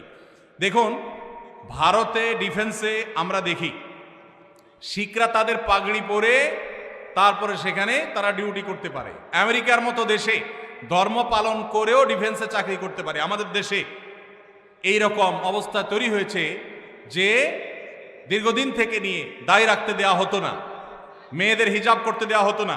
একবার বিমানে একজন বিমানবালা আমার কাছে একটা অনুরোধ করলেন যে ভাই মেহেরবানি করে আমরা যারা হিজাব করে ডিউটি পালন করতে চাই, যদিও বিমানবালার ডিউটি হিজাব করে পালন করেও শরীয়ত মতো পর্দা করা কঠিন, বাকি জেনারেলি অন্যান্য ক্ষেত্রেও মেয়েদের যেন পর্দার সাথে করতে পারেন, তারা অনুরোধ করেছেন। আলহামদুলিল্লাহ, আনন্দের বিষয় যে আমাদের বাংলাদেশ আর্মিতে এখন এই দুইটা বিষয়ে আল্লাহর ফজলে অনুমতি পাওয়া গেছে। বিশেষ করে দায়ের বিষয়টাতে অনুমতি যে নিতে হয় এটা ডিসিপ্লিনের জন্য আমার মনে হয় এখানে একটা ড্রেস কোড থাকা উচিত একটা প্রতিষ্ঠানের। সেই হিসাবে ড্রেস কোড থাকবে, নর্মাল প্রসিডিউর থাকবে, কিন্তু অকারণে বয়স কম এই সমস্ত অজুহাতে যদি বাধা দেওয়া হয় তাহলে সেই সিস্টেমটা চেঞ্জ হওয়া উচিত। কারণ সাংবিধানিক অধিকার যে কেউ তার ধর্ম পালন করতে পারে, সেই সুযোগ থাকা উচিত। আমি আশা করি যে সংশ্লিষ্ট মহল তারা এটা বিবেচনা করবেন বা দেখবেন। মানুষ মারা গেলে পাশে বসে কোরআন তেলাওয়াত ও খাবার আয়োজন করার বিধান কি? খাবার আয়োজন করার বিধান আমি বলেছি, মানুষ মারা গেলে 40 3 দিন 7 দিন মানুষ ডাইকা খাওয়ানো এটা বিদআত। আর মানুষ মারা গেলে তার পাশে বসে কোরআন তেলাওয়াত করাটাও সুন্নাহ সম্মত কোনো কাজ নয়। আমাদের দেশে মানুষ মারা গেলে লাশটাকে মাটিতে বা খাটে রেখে চারপাশে হাফেজ সাহেবদেরকে এনে কোরআন তেলাওয়াত করানো হয়। এটা শরিয়া সম্মত কোনো কাজ নয়। কেন? কোনো মানুষ মারা যাওয়ার পরে কি কি করতে হবে শরীয়তে বলা আছে না নাই? আছে না নাই? মুর্দার লাশের চারপাশে বসে কোরআন তেলাওয়াত করতে হবে এরকম কোনো হাদিস তো আমি পাই নাই। এটা কোত্থেকে আসলো? কোরআন তেলাওয়াত যে করবে তার লাভ হবে। আল্লাহ কোরআনে বারবার বলেছেন, আল্লাইসাল ইনসানে ইল্লা মা সাআ, যে যেটা করবে সে সেটা পাবে। যিনি তেলাওয়াত করছে তার সওয়াব হবে। মুর্দার কোনো লাভ নাই এখানে তেলাওয়াত করলে। আর যদি বলেন যে কোরআন শোনাচ্ছি, তাহলে ওমা আনতা বিমুসমিউম মান ফিল কুবুর, আপনি তেলাওয়াত শোনাবেন জীবিত মানুষকে, মৃত মানুষকে তেলাওয়াত শুনিয়ে কোনো ফায়দা হবে না। এর সওয়াব হবে জীবিত অবস্থায় শুনলে। এই লোকটা জীবিত অবস্থায় শুনলে সওয়াব পাইতো, মারা গেছে এখন তার সামনে কোরআন তেলাওয়াত করলে প্রতি অক্ষরের নষ্ট নাকি এমন কোনো কথা নাই। এজন্য এইটা দূর হওয়া দরকার। বিশেষ করে এখানে যারা মুর্দার চারপাশে এই যে গোল হয়ে কোরআন তেলাওয়াত করে, এরা সবাই টাকা নেয়। তেলাওয়াতের বিনিময়ে টাকা গ্রহণ করা সারাসার হারাম। যে দেয় সেও হারাম করে, যে নেয় সেও হারাম করে। খতমের নাম দিয়া অনেক এলাকাতে এখনো অনেকে হারাম কাজ করছেন, তাদের আল্লাহকে ভয় করা উচিত। এখানকার জনপূর্ণ স্থান অধিকাংশ সময় আমাদের কিছু সংখ্যক বোনদের অশালীন পোশাকের উচ্ছৃঙ্খল অবস্থা, অবাধ মেলামেশা, আবার অনেক সময় সিগারেট হাতে দেখা যায়। এই অবস্থায় তাদের পরিত্রাণ এবং করণীয় ও অভিভাবকদের দায়িত্ব কি হতে পারে? আমার জন্য, আমার বোনদের জন্য দোয়া করবেন, আল্লাহ যেন আপনার নেক হায়াত দান করেন। ভাইরা আমার, এই যুবকের প্রশ্ন বড় প্রাসঙ্গিক প্রশ্ন। আমাদের বোনদের মধ্যে বেহায়ার পরিমাণ বাড়ছে না কমছে? বাড়ছে। এই বেহায়া দূর করার জন্য আমাদের দাওয়াতি কাজ বাড়াতে হবে, বোঝাতে হবে। পশ্চিমের মেয়েরা স্বাধীনতার নাম দিয়ে তাদের পোশাক সংক্ষেপ করা হয়েছে, দলে দলে তারা ইসলামে ফিরে আসছে। তারা বুঝতে পেরেছে এটা স্বাধীনতা নয়, এটা হলো নিজের সম্ভ্রম, নিজের ইজ্জত, নিজের সম্মানকে জলাঞ্জলি দেওয়া, কোরবানি করা। এই জন্য পশ্চিমের মেয়েরা দলে দলে ইসলামে আসছে। পুরান পাগলের যখন ভাত পায় না, নতুন পাগলের আমদানি হয়। আমাদের দেশে অনেকে এসে পশ্চিমাদের এই কালচারের অনুসরণ করে তারা যে নিজেদের ধ্বংস ডেকে আনছে, তারা নিজেদের শান্তির পথ থেকে তাদেরকে সরিয়ে দিচ্ছে। এই জন্য তাদেরকে বোঝাতে হবে, এর ভয়ঙ্কর ক্ষতি বোঝাতে হবে। কেন শরিয়া একজন নারীকে যথাযথ পর্দা মেনটেন করতে বলেছেন? এটা তার সেফটির জন্য, তার নিরাপত্তার জন্য, এটা তার সম্ভ্রমের ব্যাপার। যালিকা আদনা আন ইউরাফনা, আল্লাহ বলেছেন পর্দার বিধান এই জন্য দেওয়া হয়েছে যে এর মাধ্যমে বোঝা যাবে কে বাজারি মেয়ে আর কে সম্ভ্রান্ত মুসলিম নারী। আল্লাহ আমাদের বন্ধুদেরকে হেদায়েত দান করুন। আমার স্বামী আজ থেকে 3 বছর আগে আমার নিজের বোনকে বিয়ে করেছে। এখন আমি কি আমার স্বামীর সাথে হালাল সম্পর্কে আছি? আমি কি তার সাথে থাকতে পারবো? তাদেরও একটি ছেলে আছে। ইন্না লিল্লাহি ওয়া ইন্না ইলাইহি রাজিউন। এই ধরনের জাহালত এখনো আছে। কোন পুরুষ কোন নারীকে বিয়ে করলে ওই নারী তার বিবাহে থাকা অবস্থায় ওই নারীর বোনকে বিবাহ করা বাতিল। এই বিয়ে নয়, এটা জিনা। অতএব এই বোনের কর্তব্য হলো এই পুরুষ থেকে বিচ্ছিন্ন হয়ে যাওয়া এবং তওবায়ে নাসুহা করা। ভয়ঙ্কর জিনায় তারা লিপ্ত হয়েছেন, কারণ এক বোন থাকা অবস্থায় আরেক বোন এর সাথে বিয়ে হতে পারে না। এত জাহালত, এত মূর্খতা এখনো সমাজে আছে, ভাবতে কষ্ট লাগে। এই প্রশ্নটা আসছিল যখন সাইফুল্লাহ ভাই পড়ে আমাকে বলছিলেন যে আমার চোখের পানি এসে গেছে শুনে। মানুষ এত জাহালাতের মধ্যে এখনো ডুবে আছে। আমরা কি দিনের দাওয়াতের কাজ করছি? ভাইরা আমার, একসাথে 2 বোনকে বিয়ে করা জায়েজ আছে? কোন বোন যদি কারোর বিবাহে থাকে তাহলে ওই বোনের বোনকে বিবাহ করা হারাম। ওই অবস্থায় বিচ্ছেদ হয়ে গেলে, তালাক হয়ে গেলে বা মারা গেলে তারপরে শালিকাকে বিয়ে করলে সেটা জায়েজ হতে পারে, তার আগে জায়েজ নেই। অতএব বিচ্ছিন্ন হতে হবে। এখন আপনি বলতে পারেন তাহলে আমি এখন কি করব? আল্লাহর উপর তাওয়াক্কুল করবেন, আল্লাহ তো রিজিকের মালিক। মৃত্যুর পূর্বে ওয়ারিসদের মধ্যে সম্পত্তি কম বেশি বন্টন করা যাবে কিনা? যাবে না। এর আগে প্রশ্ন উত্তর আমরা বলেছি, মৃত্যুর পূর্বে যদি সম্পত্তি বন্টন করেন ওয়ারিসদেরকে সমান হারে দিতে হবে। আল্লাহ নবী সাল্লাল্লাহু আলাইহি ওয়াসাল্লাম বলেছেন ইত্তাকুল্লাহ ওয়া আদিলু বাইনা আওলাদিকুম, সমতা বজায় রাখতে হবে, কম বেশি হেরফের করা উচিত হবে না, জায়েজ হবে না। সমাজে ইসলামকে বিজয়ী করার জন্য আন্দোলনে শরিক না থাকলে কি তাকে কি বলা যায়? কোনো ব্যক্তি যদি আল্লাহর দিন, আল্লাহর বিধান, আল্লাহর আইন অনুযায়ী গোটা দেশ, সমাজ, রাষ্ট্র আমি নিজেও পরিচালিত হতে চাই, এই আকাঙ্ক্ষা লালন না করে, তাহলে সে নিজেকে মুসলমান দাবি করার কোনো নৈতিক অধিকার নেই। ইসলাম এত গোলালো না যে নামাজ কালাম পড়লেন আর শরিয়া দ্বারায় শাসিত হওয়াটাকে পছন্দ করলেন না। এই অপছন্দ করাটা আপনাকে বেঈমান পর্যন্ত বানাতে পারে। ভাইরা আমার, আল্লাহর বিধান অনুযায়ী আমি চলতে পারছি না, এটা আমার একটা ত্রুটি। আমি হয়তো মনে করছি যে আমি পারতেছি না, চেষ্টা করব, কখনো পারবো, ঈমান থাকবে। আর যদি কেউ মনে করে না ওইটা এখন চলেই না, ওইটা দিয়ে এখন চলবে না, তাহলে সেক্ষেত্রে সে বেঈমান হয়ে যাবে। এজন্য আল্লাহ বলেছেন ওমাল্লাম ইয়াহকুম বিমা আনজালাল্লাহ ফাউলাইকা হুমুল ফাসিকুন। আবার আরেক জায়গায় বলেছেন ফাউলাইকা হুমুল। এইটা যদি অবিশ্বাসের জায়গা থেকে হয় যে না আল্লাহর শরীয়ত এখন আর চলে না, ইসলামের দিন অনুযায়ী, আইন অনুযায়ী কি চলে এখন, তাহলে সে বেঈমানই হয়ে যাবে। আর যদি কেউ মনে করে না চলা উচিত কিন্তু আমরা পারতেছি না, আমাদের দুর্বলতা, তাহলে সে বেঈমান হবে না। আল্লাহ আমাদেরকে বুঝার তৌফিক দান করুন। বহু মানুষ আছেন মনে করেন শুধু নামাজ রোজা পড়লাম আর আমি আল্লাহর বিধান, আল্লাহর আইন এগুলোর কোনো আকাঙ্ক্ষা অন্তত রাখলাম না, সে মুসলমান নিজেকে দাবি করার কোনো নৈতিক অধিকার নাই। প্রচলিত জন্ম নিয়ন্ত্রণ পদ্ধতি ব্যবহার করলে সন্তান হত্যা শামিল হবে কিনা?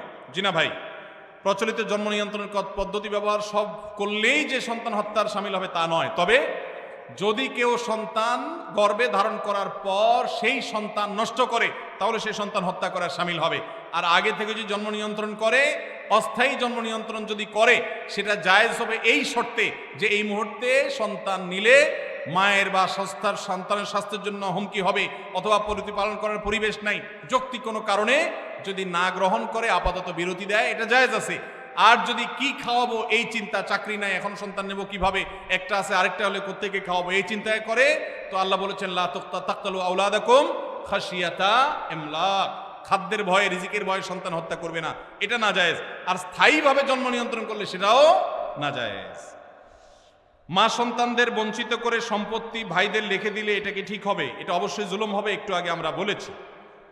ভাইরা আমার, 10:30 পর্যন্ত করার কথা ছিল, আমি 10:30 পর্যন্ত বলেছি। আর যেগুলো রয়ে গেছে প্রশ্ন, এগুলো আমি সাথে নিয়ে যাই ইনশাআল্লাহ বিইذনিল্লাহ। অন্য কোনো জায়গায়, অন্য কোনো সময় যদি আল্লাহ তৌফিক দান করে আমি উত্তর দিব। প্রশ্ন উত্তর তো দিতে দিতে সারা রাত দিলেও শেষ নাই, এত প্রশ্ন আমাদের আছে। দরকার হলো আমল করা। দরকার কি ভাই? আমল করা। এক ভাই অনেকগুলো প্রশ্ন দিছেন এবং সাথে একটা কলম দিছেন, আবার লিখে দিছেন যে আমার প্রশ্ন উত্তর আপনি লিখে পাঠাবেন, সাদা কাগজও দিছেন। ভাই আপনার প্রশ্ন উত্তর আমি লিখে পাঠাতে পারবো না, মাপ চাই। আপনার কলমটা এখানে কার কাছে জানি আছে রে ভাই, সাইফুল্লাহ ভাইয়ের কাছে যোগাযোগ করে কলমটা নিয়ে যায়, নতুন কলম। 25, 26, 27টা প্রশ্ন দিছেন ভাই, 27টা প্রশ্ন উত্তর দিতে আমার মিনিমাম 2 থেকে 3 ঘন্টা সময় দরকার। তো ভাইয়ের প্রশ্ন উত্তরগুলো দিতে পারলাম না, কয়েকটা দিতে চাইছি কিন্তু সময়ের অভাব। আমি নিয়ে যাচ্ছি ইনশাআল্লাহ বাকি প্রশ্ন উত্তরগুলো আমাদের প্রশ্ন উত্তর সেশনে অথবা অন্য কোনো প্রোগ্রামে আমরা দেওয়ার চেষ্টা করব। আমি বরগুনার মানুষের প্রতি কৃতজ্ঞ যে আপনারা একটা সুন্দর আয়োজন করেছেন। ওয়াজ মাহফিল আমি করি না, এই পুরা বরিশাল বিভাগে গতকালকে ডক্টর আব্দুল্লাহ জাহাঙ্গীর স্যারের মেয়ের জামাই, ওনাদের উজিরপুরে একটা প্রোগ্রাম করলাম আর একটা প্রোগ্রাম করলাম। যেহেতু এলাকায় মেয়ে বিয়ে দিয়েছে বরগুনায়, অতএব বরগুনার মানুষের সাথে আমার একটা বন্ধন এমনি হয়ে গেছে। আর স্টেজে মানুষ বেশি হলে আমার খুব বিরক্ত লাগে, কিন্তু আজকে আমার খুব ভালো লাগছে, কারণ আমি জানতে পেরেছি স্টেজে সব এলাকার ওলামা একরাম আছেন। এটা আমাকে অনেক বেশি শান্তি দিয়েছে। আল্লাহ ওলামাদের মাকাম এবং মর্যাদাকে আরো বাড়িয়ে দেখ। যুবক ভাইয়েরা, যা শুনছেন সেটা আমল করবেন তো ইনশাআল্লাহ? একটু বসেন না, আপনাদের ছাড়ি নাই তো ভাই, এতক্ষণ বসছেন, আর কয়েক মিনিটে কি হবে? একটু বসেন, একটু বসেন বসেন বসেন। ভাইরা আমার, আমরা যা শুনলাম আল্লাহ আমাদের সবাইকে আমলের তৌফিক দান করুন, বলুন আমিন। এই মাহফিলের জন্য যারা টাকা পয়সা, শ্রম, মেধা, বুদ্ধি ব্যয় করেছেন, আল্লাহ সবাইকে উত্তম বিনিময়